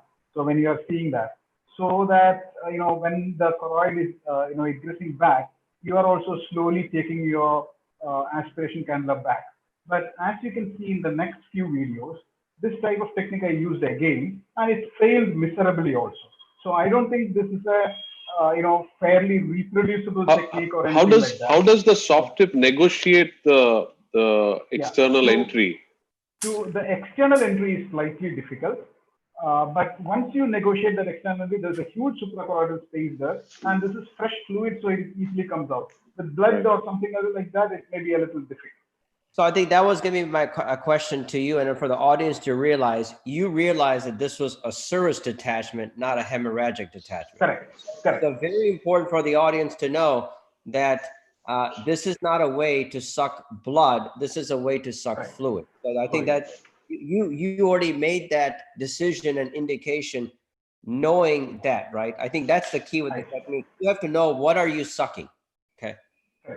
So, okay, if there's no other comments, then we move on. Anand? Yes, please do. Yes, let's move on to the next one. Sai, can you share? No, this is the one which is now shown. No? Yeah, this is a retinal detachment in which we are almost finishing, and I'm just lasering the tear. You can see that air fluid exchange is done, and I just went out, changed an instrument and went inside. You can see that there is a lot of brownish color just behind the lens here, and when I go inside, I see nothing. Suddenly, I see nothing, and I immediately understood that there should be, since there's a brownish color here, I understood that there's choroidal detachment. Immediately, I looked at the infusion cannula, and we are under air now, and I saw that the infusion cannula had partially slipped out of position. And that has, what has happened is, so I removed that and put it in another location. Probably I put it superiorly or some other location. Yeah, I did not want to change the fluid right now. So under air itself, I put it into another infusion cannula and then went inside, and so I saw this particular choroidal detachment there, which is there. And I again tried because I know now it is air.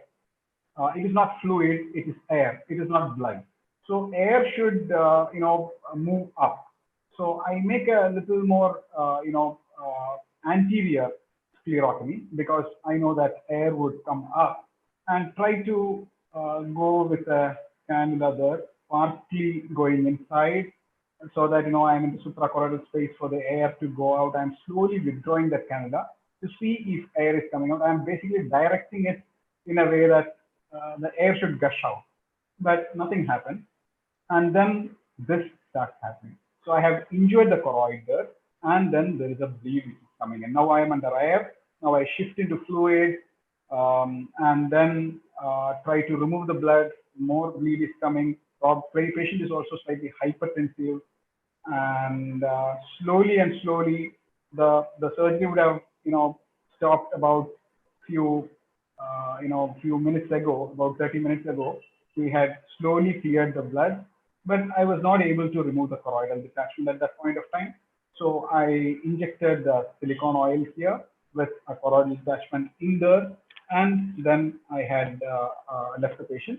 This patient had a little bit of inflammation post-operatively. You can see that there is this choroidal detachment, and the peripheral blood has stopped flowing. So I filled with silicone oil. Final visual acuity was somewhere around 6/36. Now the choroidal detachment is completely regressed.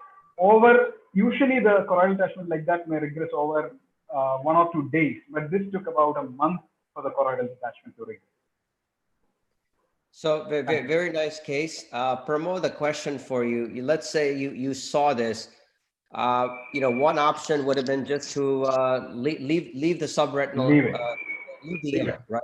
Because now that's the biggest lesson. Exactly, because lasers were well laser, everything is settled down, and you are so sure that it was only air. Yes, if you would have had little bit underfill, I agree with that. Yeah. But I think, but it was a superior tear. Yeah, and particularly break if it is a superior quadrant somewhere, I think you just leave it alone. Just leave it. I think this is another good example when to leave the dance, right? I think. Can I comment? Yeah, I think the other part that we should also talk about is that at the end of surgery, when you came out and went back and you saw that, so this kind of a thing can happen. One is that the cannula has gone in that space, but it would not fill up like this unless there is hypotony in the vitreous cavity. So your cannulas outside have to be leaking or something, and so that combination of the infusion cannula going and the low pressure only can lead to such a thing. So if your pressure inside was fine, this would not happen. Even if it goes there, that air would only remain limited, or you would feel that no air is coming inside, but it would not cause a huge choroidal detachment. I was using a non-valve cannula, and if I were to be using a valve cannula, probably this complication, the choroidal detachment may have been much lesser inside. Absolutely, yeah.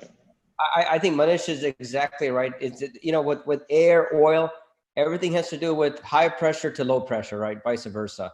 And the other thing to be careful about in this patient is, you know, once you have air in the choroidal space, patients can get an air embolus, right? So they can die. Exactly, yeah. So you need to have the anesthesiologist be very careful in this. Look at the end-tidal CO2. If that drops, you need to make sure, let them know that, and they need to be aware of this. But the common mistake people do when they have this is they raise the air pressure, making it even worse, right? Yeah. So very, so you can kill the eye and kill the patient. But Pramod has a question. Yeah, no, the same comment I would. There are a couple of papers having, because of air directing in a suprachoroidal space, having a severe emphysema, face and chest, whole thing is balloon up with the air. There are a couple of cases. I just wanted to drive that point, and yes, air embolism is there. 19 cases who died actually. Yeah. Can I make a comment? Yes, Dr. Generally, the air embolism would come if you raise the pressure much higher. So as Gaurav had said, if you make it 50 or 60, because it has to go above the perfusion pressure of the eye, only then embolism will occur, so that it has to go through the vertex vein. So if you're keeping it at 25, 30, then generally it doesn't produce so much. And that's one of the things that people do, and I tend to do this all the time, is I start my air infusion passively with everything passive extrusion.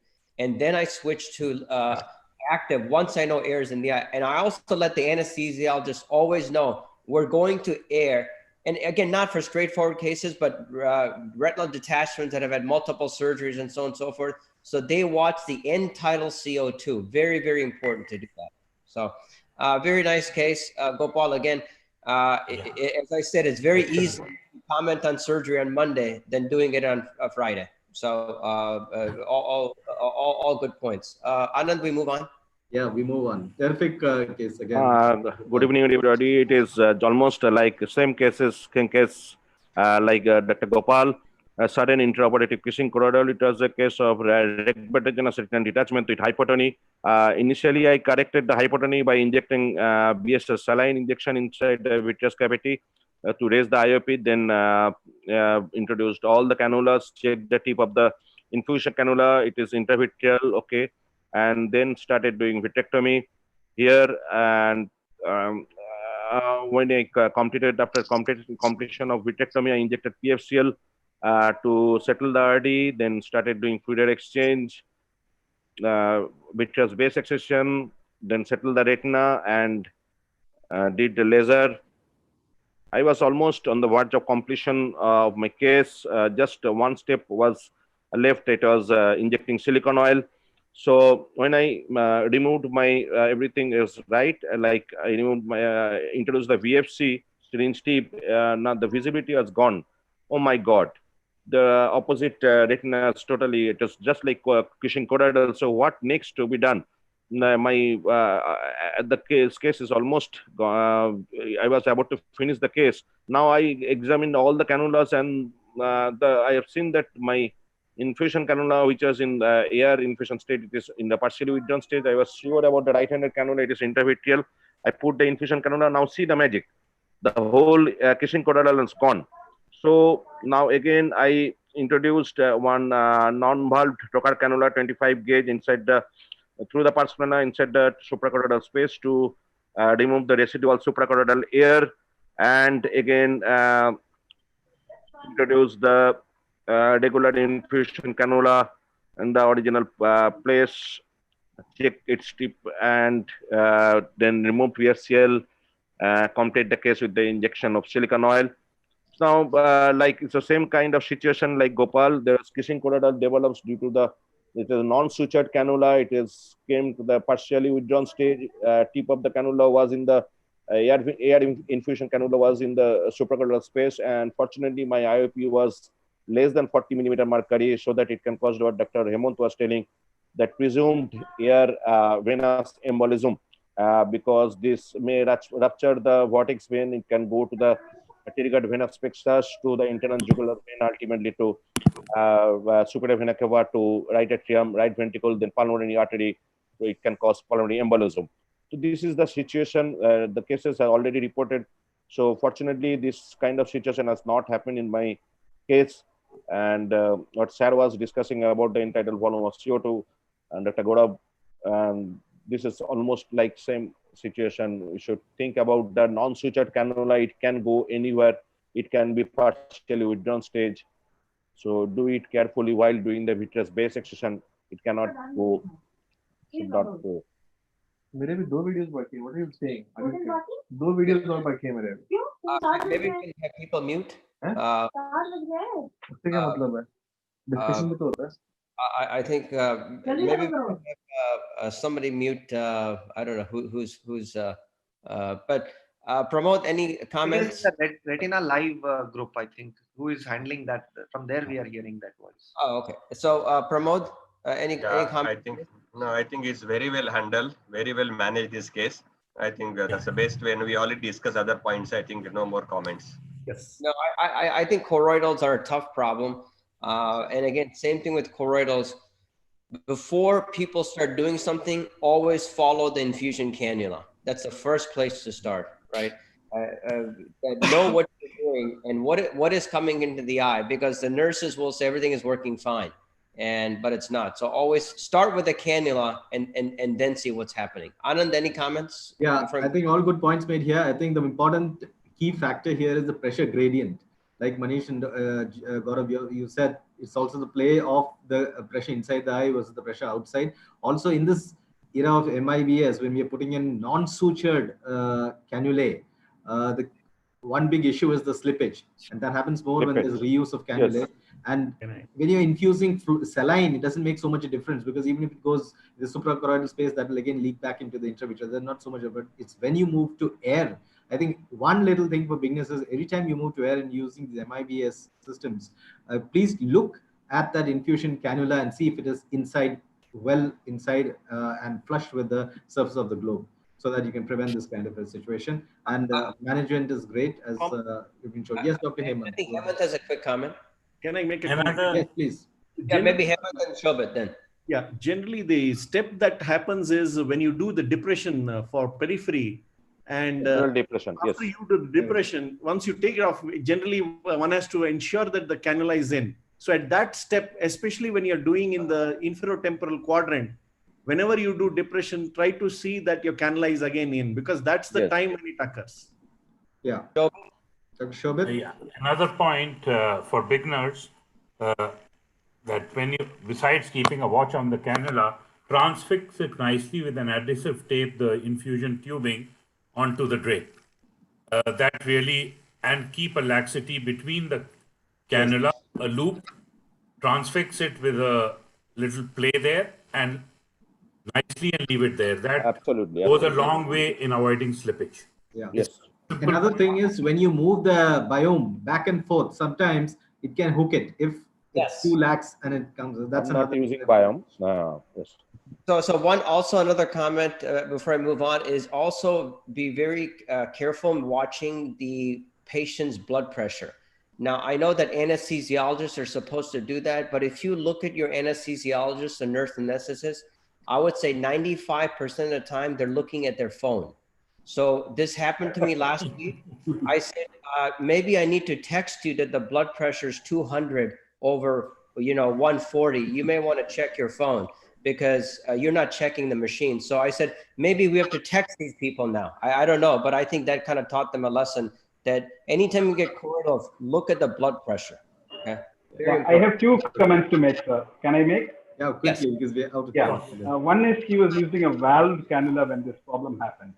And the number 2 is, if I am to make another infusion port, I would not use that same infratemporal quadrant. I may use another quadrant, maybe infranasal quadrant. Thank you. Okay. Anand, thank you. Yeah, let's move on because we're kind of running short of time. Sai, can we have the slide show on? This is a case where we had a dropped IOL And when we started the case only, we noticed this subretinal hemorrhage. And this is the haptic which is stuck onto the oral area. You can see the infusion cannula and the haptic which is stuck there. And I had to remove that haptic which is stuck there. Actually, in fact, I cut that haptic and let one part of the haptic remain there. I went out and came inside, and this is what we are seeing: massive, almost kissing choroidal. Okay, again, a case like this.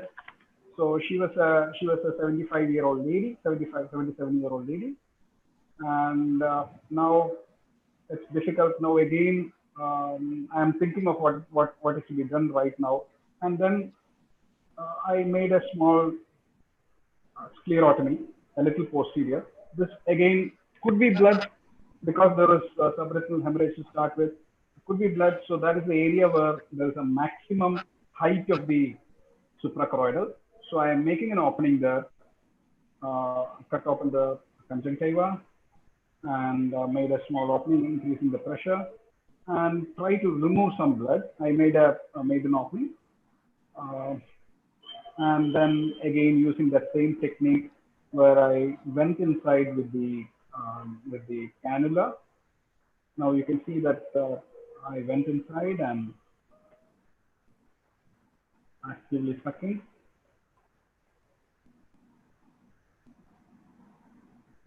Yeah, but the choroidal detachment wouldn't come. I'm trying to indent from the outside, seeing whether this is coming inside. But I'm not seeing the tip of the cannula here. I failed. I was not able to remove anything. I did not manipulate too much because this is massive choroidal detachment and there was no retinal detachment here. I closed.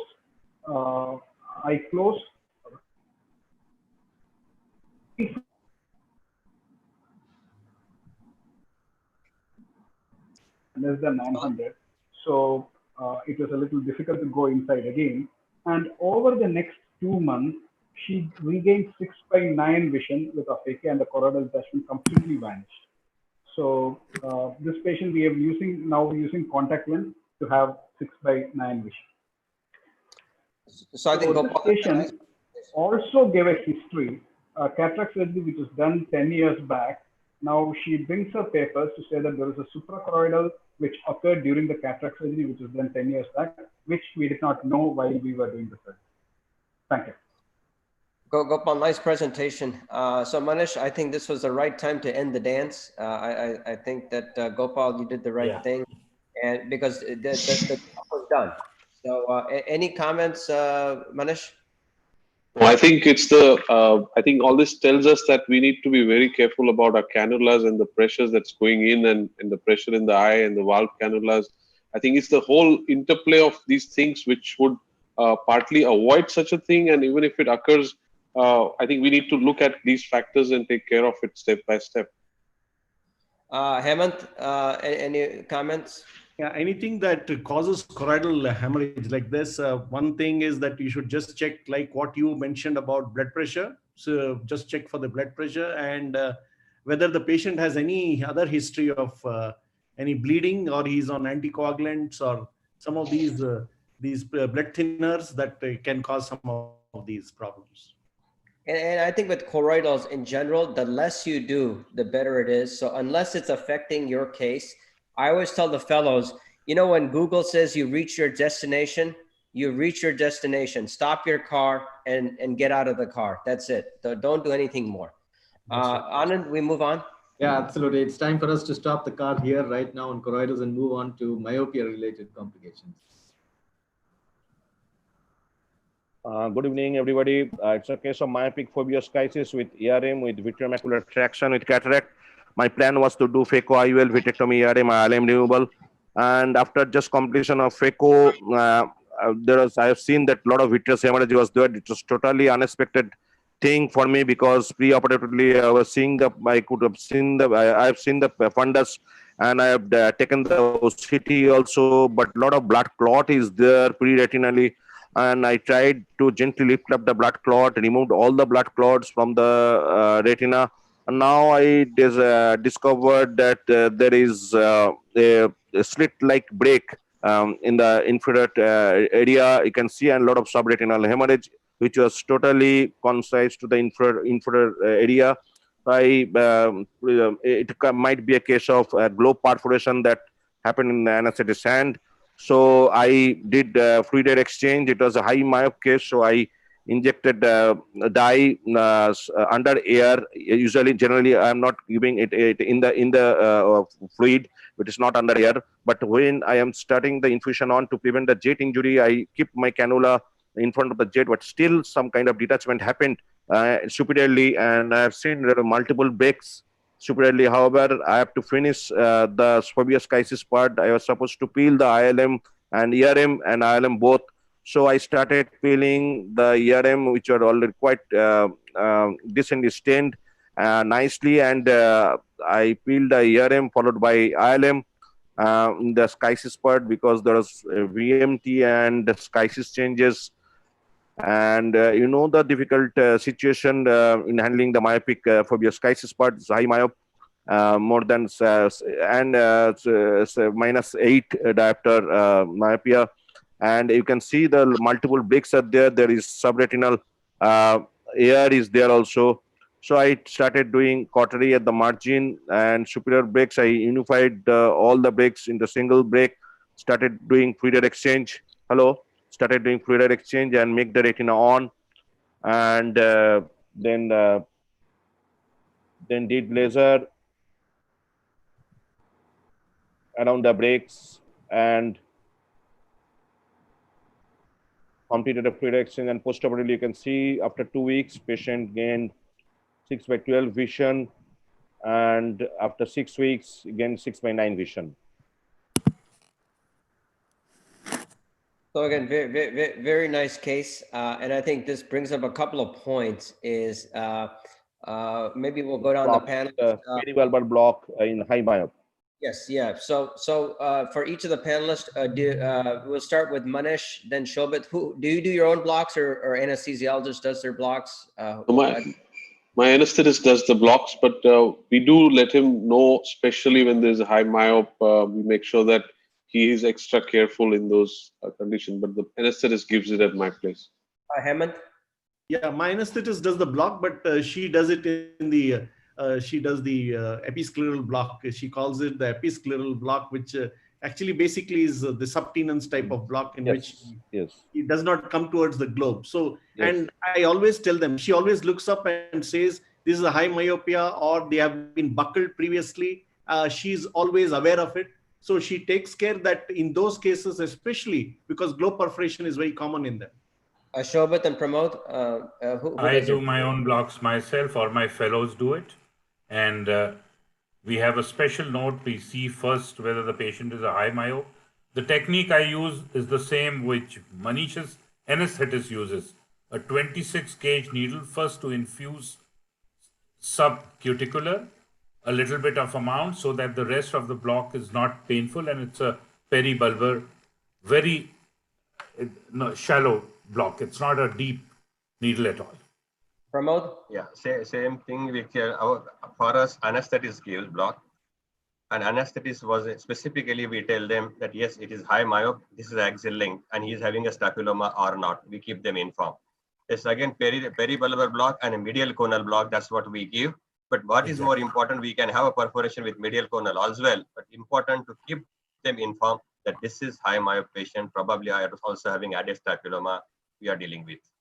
That knowledge is important. Yeah, we do a subtenons block, as Dr. Hemant mentioned, and our fellows do it for us. And yes, in any time we have a high myop or a post-buccal case, there's a special note, and a special note warning the fellows about that, and they take care about that. After this case, I started giving subtenons blocks in high myop myself. I am not. I'm not dependent on the I'm sure I myself giving block, especially in the high myop, infranasally subtenons block. It's coming within few seconds. Beautifully, within 20 seconds.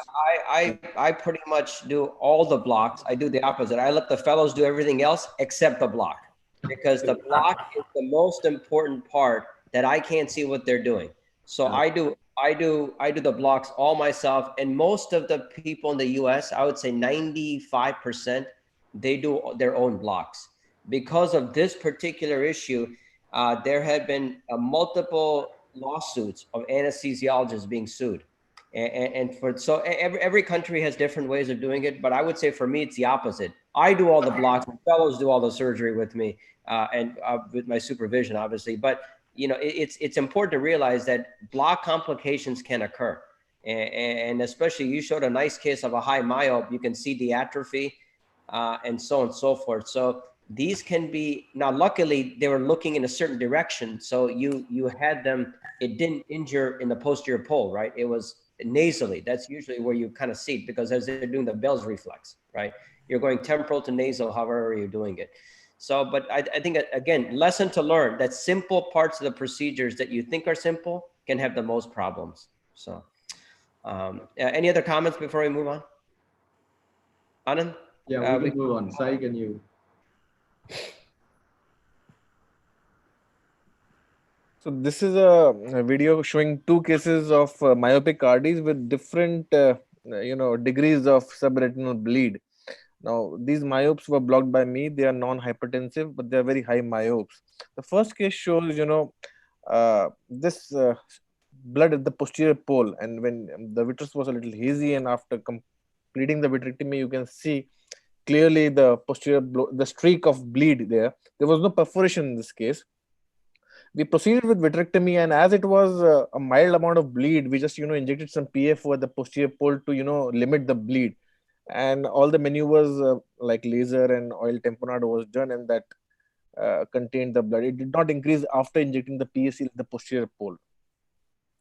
The second case, however, a similar high myope case, and to begin with, it had a large and diffuse subretinal bleed, and there was a large temporal lattice, as you can see, with a large break, and that did not, of course, it was already very diffuse, covering all of the subretinal space. So we injected again PFO at the posterior pole, and we had to drain all the heme through the temporal break.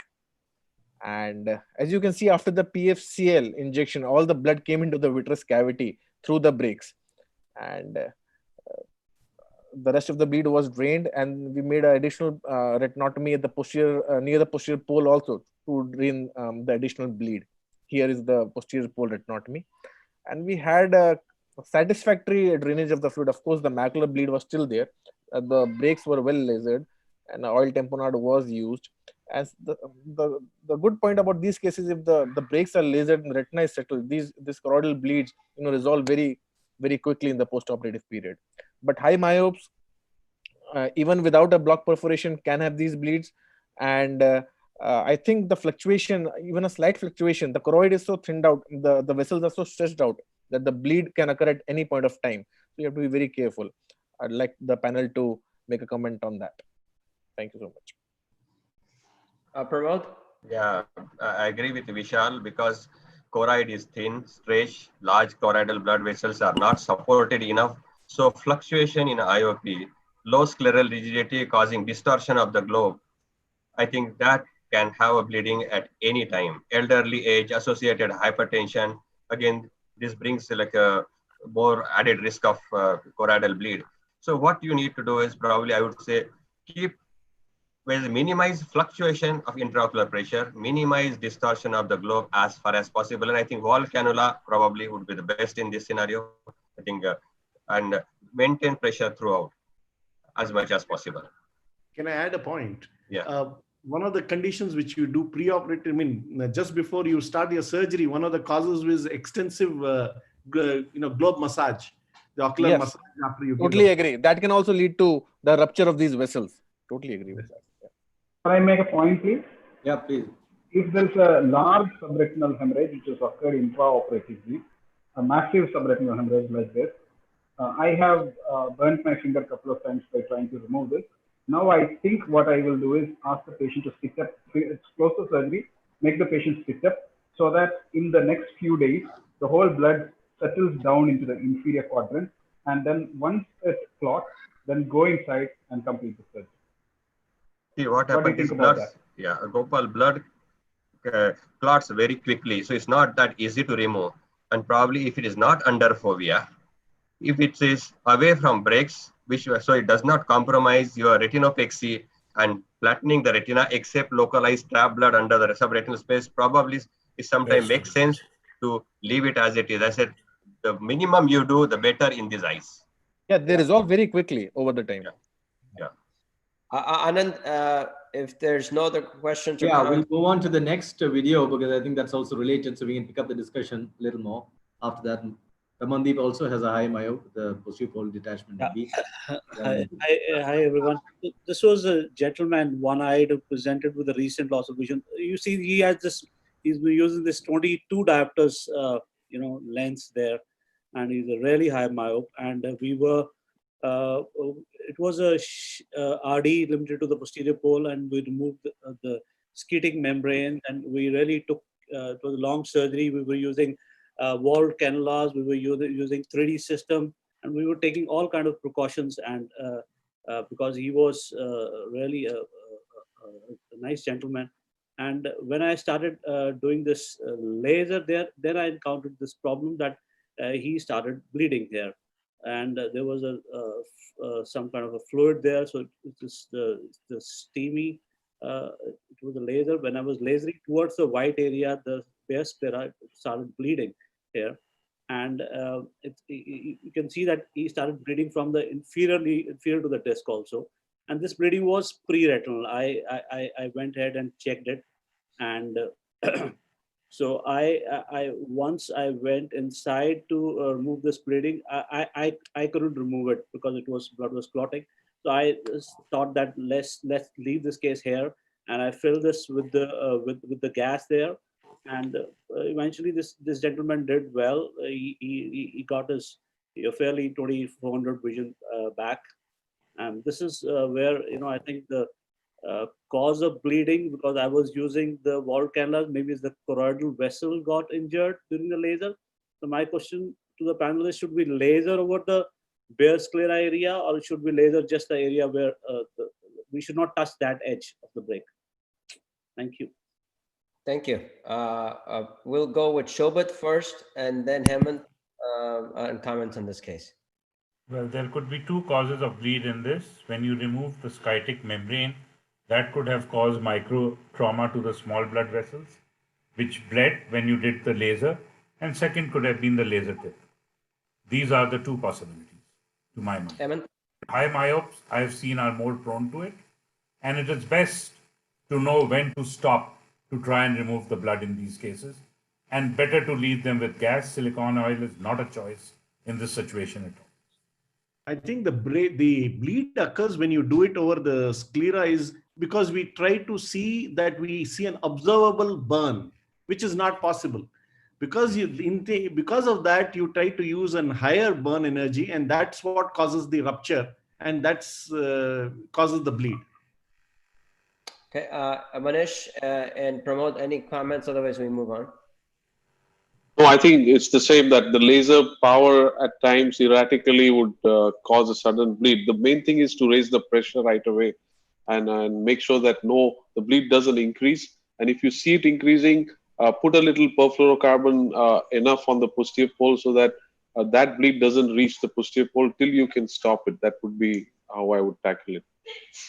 Yeah, no more comments. Yeah. So yeah, Pramod is already shaking his head, so he's probably tired. So okay, we go to the next question. Next one, Anand. Yeah, we'll move on. I think. Yeah. So this was a case which I buckled around 5 years back, and this was a patient of ocular cutaneous albinism, an 18-year-old boy, and the patient was doing fine for 5 years, and he was a one-eyed patient, and then developed sudden diminution of vision and RD and a PVD induction, as you can see the V's ring, and we did a PPV and oil injection, and there was an inferior RD. You can see the buccal effect also, and we found an inferior lattice with hole, and fortunately for us, the PVD induction was already there, and we cryoed the area and filled up with oil. And unfortunately, there was a redetachment after 3 weeks under the oil, and this time there was a superior RD. And the problem here is the zero contrast, and we cannot find the breaks, and we can easily miss the primary break. So what we did was we filled up the posterior pole with the PFO, and created a iatrogenic large retinotomy, which we can see. and injected subretinal trypan blue through that, and just let the dye flow subretinally towards the break, and it came out through the primary break, so we could find out the causative break. So this is the retinotomy which we created, sufficiently sized so we can see it in the postoperative period. And you can see the poor contrast. The posterior pole is filled up with PFO so that the dye does not leak towards the macula. And now we are injecting the dye subretinally.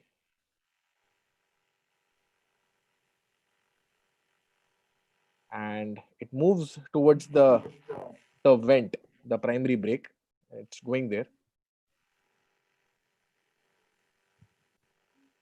And you can see it comes out through the primary break. And so we just blanket laser that area and cryo the interior part and fill the cavity with oil. And fortunately, the patient did fine after that without any recurrence after the oil removal also. This is the cryo.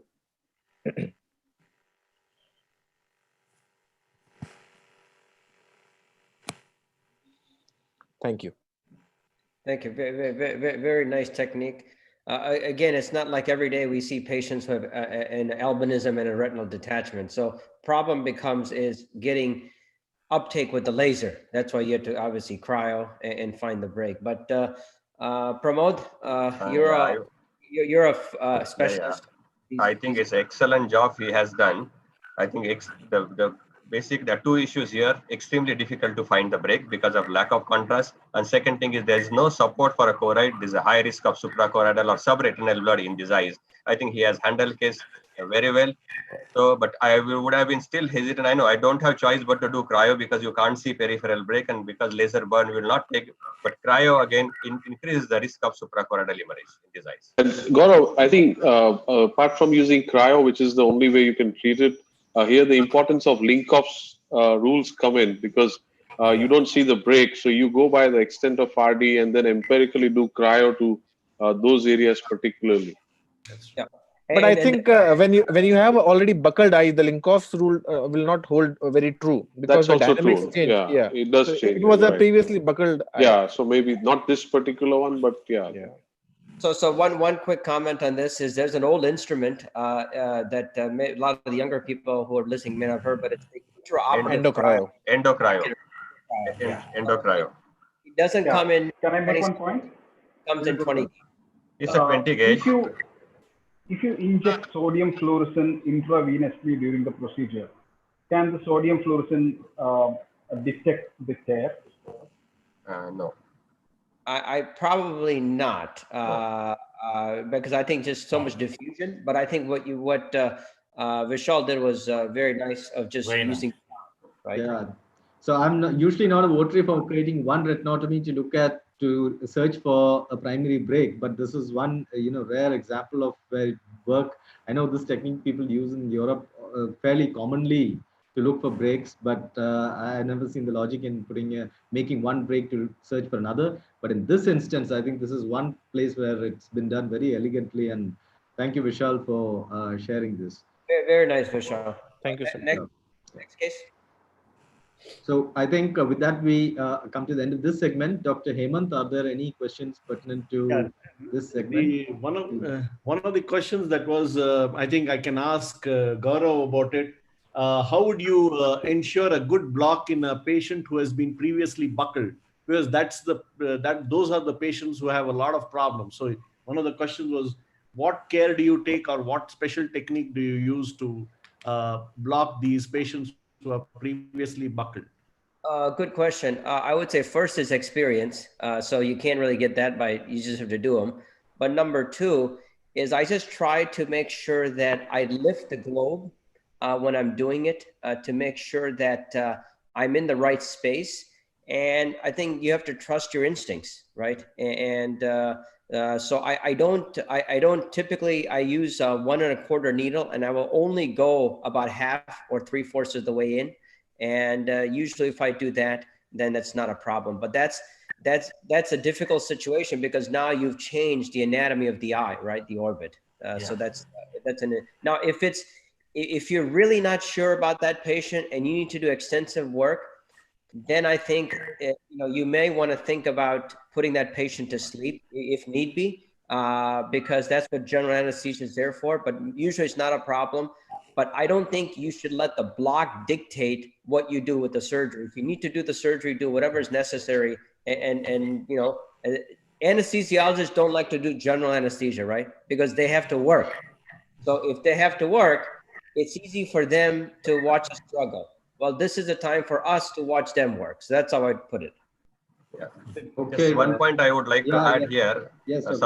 One point to add here is, particularly when you examine the fundus, look for hourglass appearance. If your band is too tight, and if you look and his hourglass appearance, sometime whatever giving block, you have a posterior to the that encerclage, this can be bulging of the sclera, and then the likelihood of perforating the globe.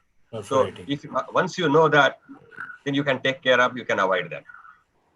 Now there's one more question that which was asked was, I think we should avoid repeated air fluid exchanges in high myopes, because that's one reason why you would have fluctuation of intraocular pressure and bleeding. So Yes. that was one of the tips, that one of them. There are a lot of suggestions in the questions rather than questions per se. There are a lot of suggestions coming in. Well, I think that then we have people for the next panel. Yeah. I think. Sure. So Anand, we move on. We'll move on to the final segment of this very exciting session. It's called Potpourri. It's a mix of many things. So Sai, can you share? Yeah, I think Ramandeep's up first. Yeah. Hi, everyone. So this was the case, we were doing a lot of these scleral fixated IOLs before these Yamanes and other techniques took in. So this is a case where, one of the haptics, which was fixed by the pair pack polypropylene needle, breaks up. So you can fix that one using this technique, a railroad technique, which I'm showing with the cartoon. I'll be showing the video also, and it does nice. You don't have to replace the lens. So these lenses are now falling back again, because I think 12, 14 years, that's what people say is the life of the lens. The suture does degrade. So this was a patient where one of the the suture gave away, and we talked to the patient, talked about replacing, and he said, you can let's try this approach. And this was my one of the first patients. You can see that through one eyelet, it went through the long needle and took it out using railroad technique. From the other side using the 2016 needle. And the same, the long needle I turned back. And this time I didn't go through the eyelet. I just went, I didn't take, just went through the sclera from the different side and just came out. And it helps to fix that eyelet which is broken. And this technique can be done where the eyelet is present, but I have tried where the eyelet is not there. Technique does work when you don't want to replace with the newer lens there. Thank you. Yeah, very, very nice. Let me see. Manish, you can start first and then promote. Just in terms for this case might be different, but in general, ACIOL, different sutured lenses, what is your sort of indication if you were to use a suture in which patients? If it's left to me, I would always do a AC lens. I don't do these sutured IOLs. I have an anti-segment surgeon who comes in and does it as a combined surgery. So I don't have much experience of these techniques myself. Pramod? I do most of the time suture lenses. Rarely do. Yeah, I think I had not done Yamane, just one case probably, and glue IOL only a couple of cases. But I prefer suture lenses. Nowadays I use Gore-Tex. But this technique again, yes, I use a lot of cases, as Dr. Ramandeep said, coming up 3 years back. I think your 18 I presented this in one of my free paper. Similar technique, more or less. So what here important thing when you do this technique is ensure a good vitrectomy is done. Otherwise, the haptic can be hanging in a vitreous cavity, and you just lift the lens and put the needle through. You can dragging vitreous along with that. Just ensure eye is well vitrectomized. If not done vitrectomy, please complete vitrectomy. And when you pass the suture, when a suture goes around, it should be look around the haptic, because if you go through the eyelid and it goes over it again, there is chances of IOL tilt. That is second problem. Third is couple of cases what we had when you tie this suture, by the time you fix this suture, other suture gave way because it happened twice that also. So you have to take all those things into care. Yes, but this is an elegant technique, very quick and minimum manipulation. So that's what exactly I also do. What I agree with Dr. Ramandeep. Shobit? My experience is of removing the IOL and replacing with the Lamane technique.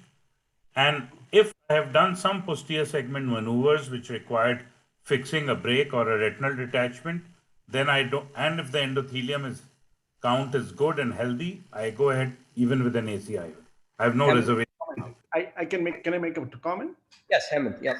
Yeah. Now, I think this is a good technique because a lot of times what happens is the other haptic is firmly fixed. So it's very difficult to take it out. Sometimes it just comes out, but otherwise removal of that, you need to cut the haptic. So here is a nice. Unless if it's hanging by one, it's different. But it's totally dissociated, then you have to. Then it's fine. That's fine.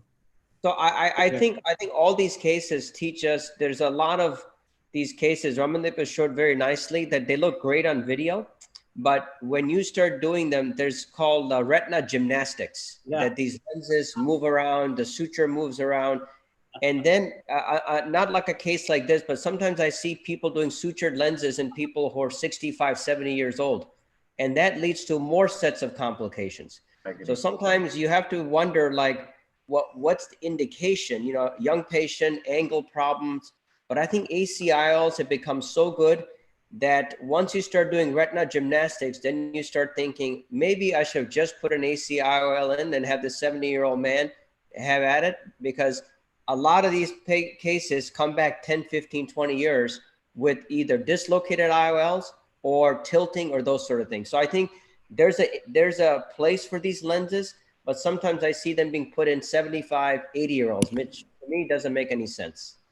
Unless Even they've got suture-related problems. Related to the suture, there can be excoriation of the suture and issues. Exactly. So, Anand, any comments? Yeah, no, I usually prefer the Gabor-Shariat technique of tucking it into the scleral flaps if it's a primary for an epic case. But in this case, I mean, with one very secure suture, I guess Ramandeep was left with little option other than going of course. way. Yeah. So I think I did a great job there. So terrific. I think we'll move on. I think we have another IOL related case. So previously we said we were hoping that cataract surgeons weren't watching, but now I hope they are.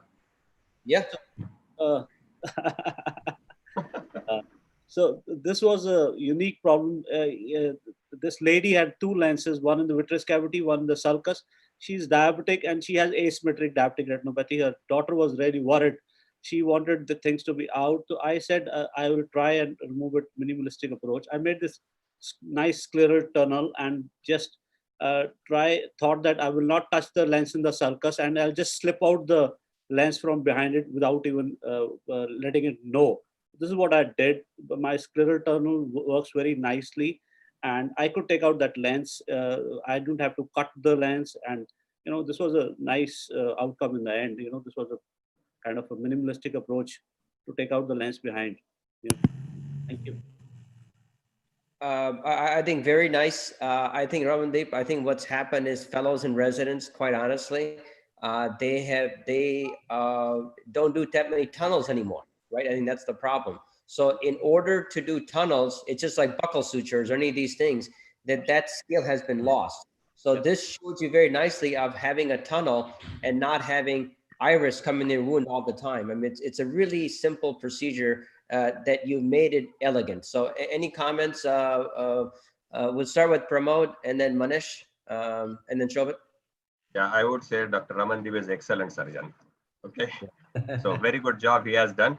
I had one case where one IOL was in anterior chamber, other was sitting on the disc.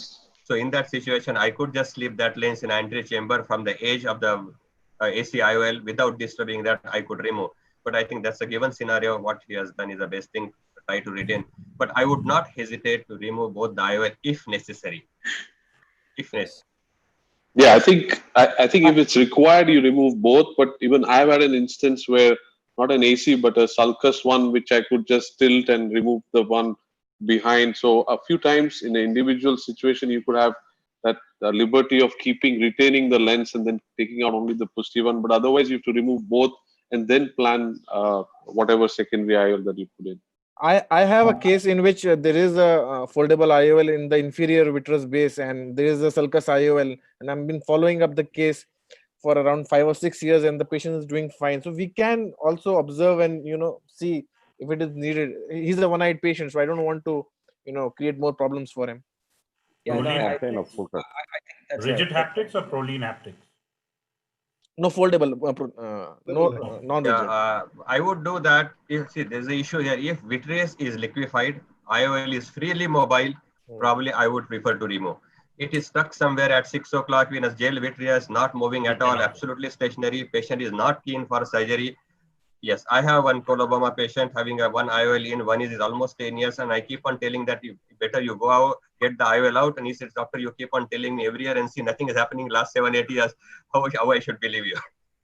Yeah, and I think another approach for this, if you don't want to put an AC IOL in, just make a pars plana tunnel incision and just take it out that way. So if you don't want to touch the cornea or have endothelial problems, but very nice video showing very nice technique of just a retina person scleral tunnel. So next case, Anand, unless there's any comments. I think Anand, you're mute.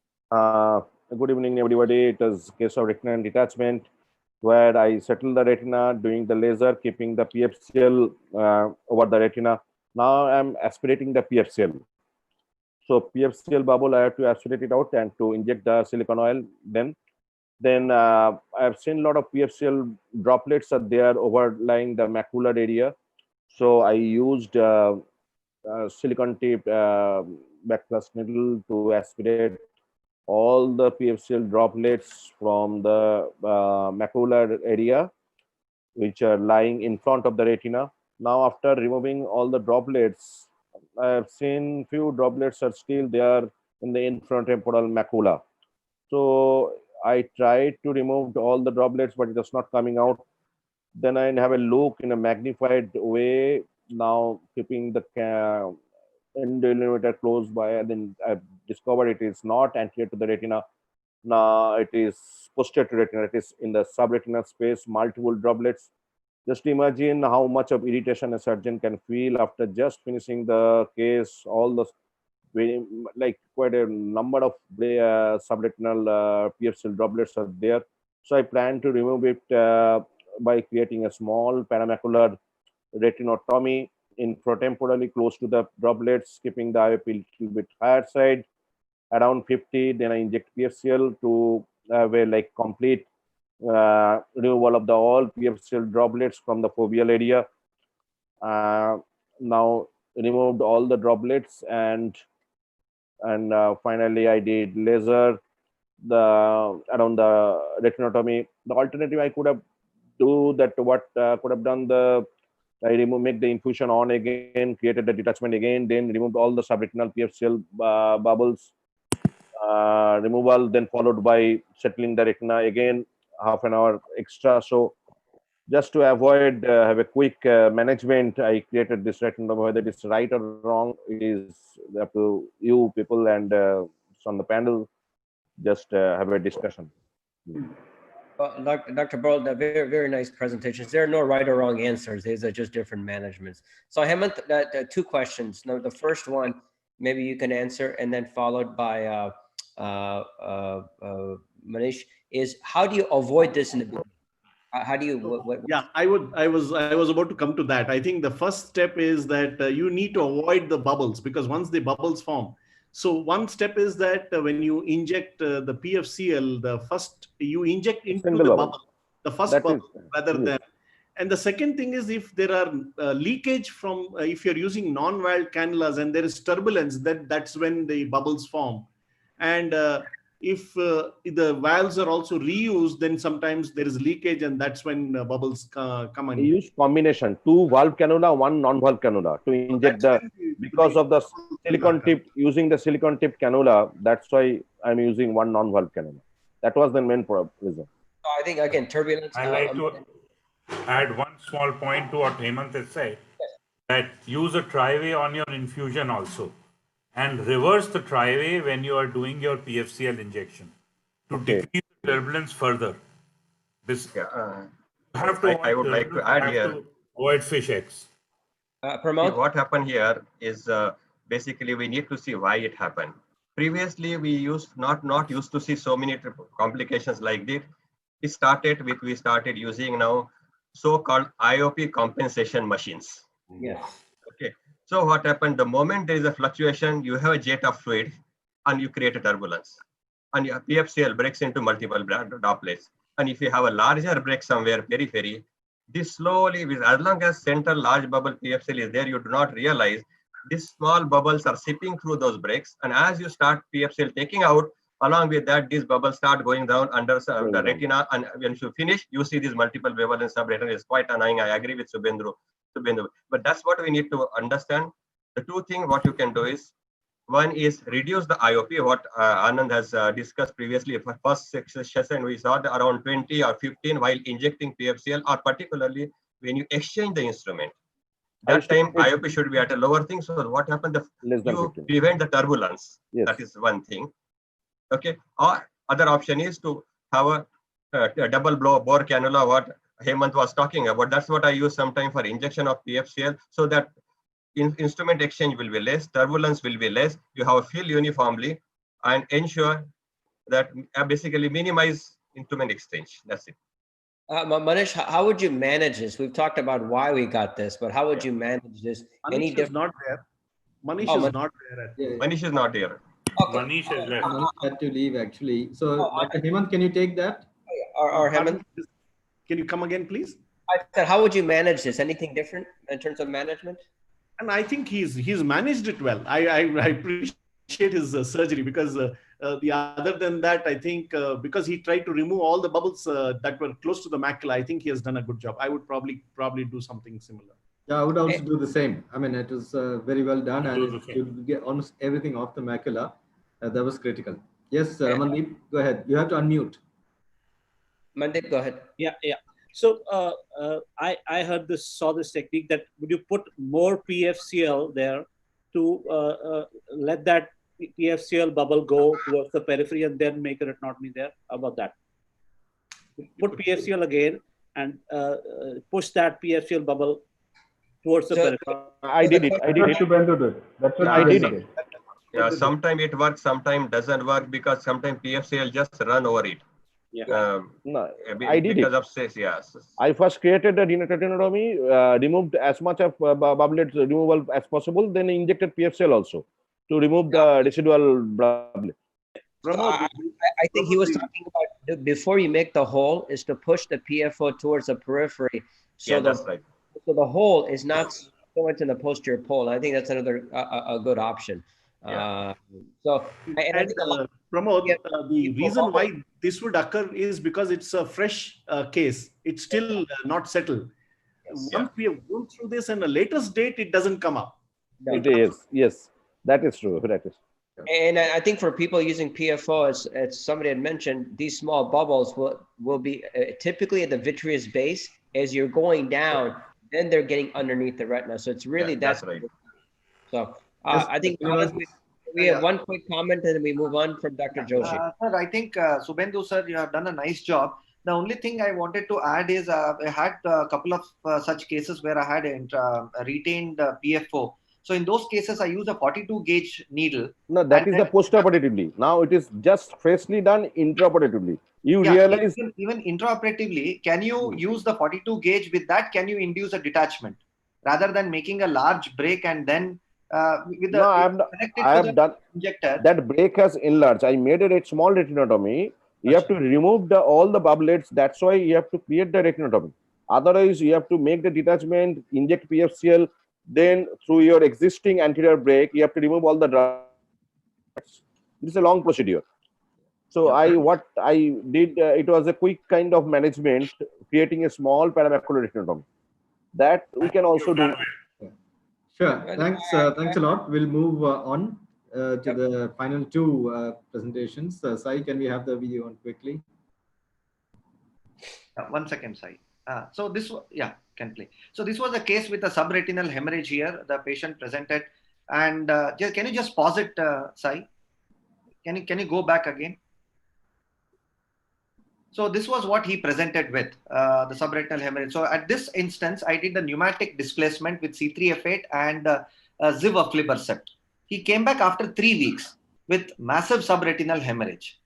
So post 3 weeks, I started seeing that there was a massive, so the only thing left to me was to drain it surgically. So I went ahead, did a vitrectomy and did a PVD induction in this case. And now you can see as I started putting the PFC, I'm just throwing the subretinal hemorrhage to one side so that I can make a retinotomy in the periphery and try to drain as much of subretinal fluid comes out through that.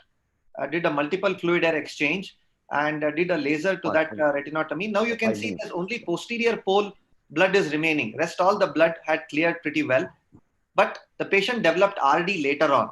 Though the blood had disappeared completely, the patient developed RD. So I went ahead, did again indented base shaving and tried to look in for if there are any peripheral breaks which cause this RD. But I again injected PFCL to find it. And now you can see the RD is just bullying up, but I'm not finding any breaks in the periphery. Then I thought whether that subretinal TPA injection which I injected, that site gave up and caused an RD. So periphery, I found that there was no peripheral breaks. And I had to make a retinotomy and finally drain the subretinal fluid and did a laser to that break. And I used intraop OCT to check whether that the subretinal TPA site had any break, which this is the rewind video I'm just showing. There's a slight pull while pulling it up. It's a slow motion video, but in the intraop OCT, I could not find any break on the posterior. But anyway, I went ahead, did a 360-degree barrier laser. And this is the post-op picture. The subretinal hemorrhage went away, the nicely settled. And now you can see the pre-op from 160, the patient improved to 614. And the patient is doing well now and he's maintaining well. So the question I wanted here is, when the first pneumatic displacement I tried, and 3 weeks later when the patient presented, could it be a fresh massive subretinal hemorrhage which had gone through, or what went in this case in the first instance? Srinivas, can I make any comment? Yes. So let me just make one quick question, and then we can have comments. Is what did you think the etiology for the hemorrhage was? Was it polypoidal macroaneurysm, AMD? Like, what did you exactly? It was a case of PCV. PCV. Okay, so you thought the hemorrhage was PCV. Okay. All right. We'll have one quick comment, and then we'll go to the panel, which starting with Shobit in terms of management. Somebody had a comment? Yes, Srinivas, I think it is a case of PCV, and you have created the macular rosary in macular hole. You have not noticed any break. No. I think macular hole was there. No, sir. There was no macular hole. I used intraop OCT. I used the flat lens. I usually screen, since I'm having the intraop OCT, I usually screen over the posterior pole. There was absolutely no macular hole at all. But the first thing, why did that became so huge hemorrhage? But I had called the patient to come back after 1 week. He came back after 3 weeks. And I had injected C3F8, which usually lasts around 4 to 6 weeks. But it caused very massive subretinal hemorrhage for me to go and intervene surgically. So Pramod and Shobit first, and then Pramod, do you do pneumatic displacement in the office like this, or in terms of anti-VEGF and gas? Shobit first, and then Pramod.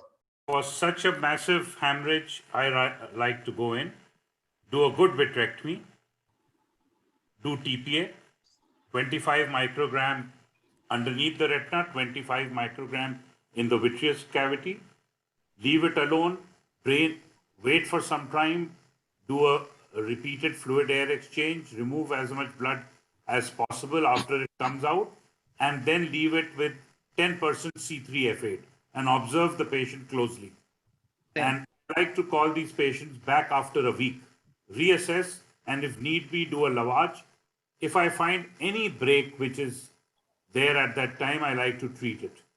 Pramod? Normally, these patients, we see quite a few of them. Yeah, basically, First, we see a fair number of these cases every year, and most of them do fairly well. Pramod, and then Hemant. Yeah. So to answer Srinivas's question, yes, the small amount of hemorrhage what he initially showed that's under the fovea, yes, we do pneumatic retinopexy. Probably I won't inject anything on the table. Have a pneumatic retinopexy, and if I can displace it, then I would do FFA or ICG or anything and then take a call. Okay, that is one thing. But it is not unusual to see this massive bleeding subsequently. I don't think it's unusual. We see quite a few cases. But when you have such a massive bleeding, in general, it's practically impossible to take out the blood. Hats off, I'm really surprised how he managed to get all this blood out and squeeze out, because within few days, this blood is totally clotted. Unless you do large peripheral retinotomy, it's extremely difficult to take this blood out going in. And in general, prognosis is not really that great. So in fact, I would ask patient, give him option, whether really you want to go ahead with surgery or not, repeated counseling, because quite few, because doing large retinotomy peripherally, get this blood out, high risk of PVR, it's a lot of messy affair. So counseling, and if this is only eye, there is no other choice, then only I would enter in this eye. Hemant? I think I would do very similar to what Pramod said. I would do pneumatic, just gas injection and try in the mild case. But natural course of PCV is such that massive hemorrhages are known to occur. So I think I would probably do the same as what. I think this is very well managed. The only other thing another option is to do also subretinal air along with it when you have a small bubble with the TPA. Yeah, so that has worked pretty well for me. But these cases, that the natural history is not good when you have a massive hemorrhage like this. So I think you're to be congratulated for what you did. So Anand, I think we move on to the next one. Last one. We move on. Great job, Srinivas. Not easy to manage these cases. Some macular surgery is something difficult. We'll move on to the final case for today. Gopal Pillai talking about. Okay, this is an endophthalmitis, post-cataract surgery endophthalmitis, in which we had done almost complete vitrectomy. And once it is all over, I was just injecting vancomycin and ceftazidime at the end of surgery. And then when I went inside, I saw that there is a bleed. So now there's a total vitrectomy. Now it is under air. There's no vitreous cushion because it's not a core vitrectomy, it's a complete vitrectomy. So what happened was there was the tear which formed because of the jet stream of vancomycin and ceftazidime injection. So fortunately, it was slightly away from the fovea, and we could manage with laser, and I had put oil in this case. Otherwise, I had not actually thought about oil. Because of the tear and endop, I put an oil. So this is something that we have to take care. Slow, drop by drop injection. No, just thank you. No, I think that's a very good point. I mean, one of the ways I do is if I do antibiotics, I just use a 30 gauge needle and put the tip towards the IOL. And that way there's nothing in the posterior pole. But again, I think these are all lessons to learn that just, the famous words, everything was going well until this, right? So that's the problem. Anand, why did you inject air? Sorry. Oh, no. Sorry, go ahead, Dr. Pramod. Yeah, why he injected air in this eye? Because he was planning only core vitrectomy, right? So no, you this is not a core vitrectomy. This is a complete vitrectomy. I had induced PVD. I had removed all the vitreous in the periphery as well, and I finished with an air fluid exchange. That's why if there is no break, why you are injecting air? Because then I agree, like a jet stream injury, I agree with that. But if it's a fluid, it's a no break, why you want to have air inside the eye? Why you want to leave air? Were you planning to inject oil inside? No, I was not planning to inject oil. I just did an air fluid exchange so that the final vitreous exudate in the periphery, that will all come when you are doing an air fluid exchange, it will all come to the posterior pole, and that also I will be able to take out through the air fluid exchange. So in these cases, I would do a partial air fluid exchange to so that when the patient is sitting up, both the ports will get supported with the air. So Shobhit, this case didn't need it, but let me give an example so people can learn. What if you have an eye that you have to put oil in, and that has oil in the eye and has endophthalmitis? What concentration of drugs do you put in? the full concentration, half concentration. Give me your thoughts, and Pramod, and then Hemant. After fluid gas exchange, we put in the regular concentration because it's a accepted dose before putting in the oil. Exactly. Okay. Pramod, what do you do? Anything different? Yeah, if it is air or oil, because the drug is going to sit directly on the retina, as against when you have fluid filled eye. So the localized toxicity is reported. So probably, yes, there is a controversy. Do not have any proper answer to this question, but probably I would go with a half dose, assess later on, and then take if necessary next day or subsequent day I can inject if necessary later on, but not when only air or oil, because oil in antibiotics is getting the sandwich between the retina and oil or gas. So you have a local concentration will be much higher. It doesn't get diffused. Got it. Hemant? Yeah, I think the volume of distribution now becomes very much reduced. So I think I would also go with half dose than the regular dose. There's always a meniscus of fluid between the oil bubble because it's never a complete fill. Yeah, so the meniscus actually produces lower volume of distribution. The volume of distribution of the drug now becomes very much reduced. That's the problem. Anand? But it has to be titrated between the control of endophthalmitis versus the toxicity of the antibiotics. Yeah. So, but you remember that the amount of antibiotics we put, even with a regular dose, the MIC, it is such a high dose that it's probably 1,000-fold to what you need to kill something. So even if you use half the dose, you're going to be fine because you get such high, it's concentration. So Anand? Yeah, so my first observation here is just a comment and take on what Dr. Pramod also was saying is that I would not have put in air.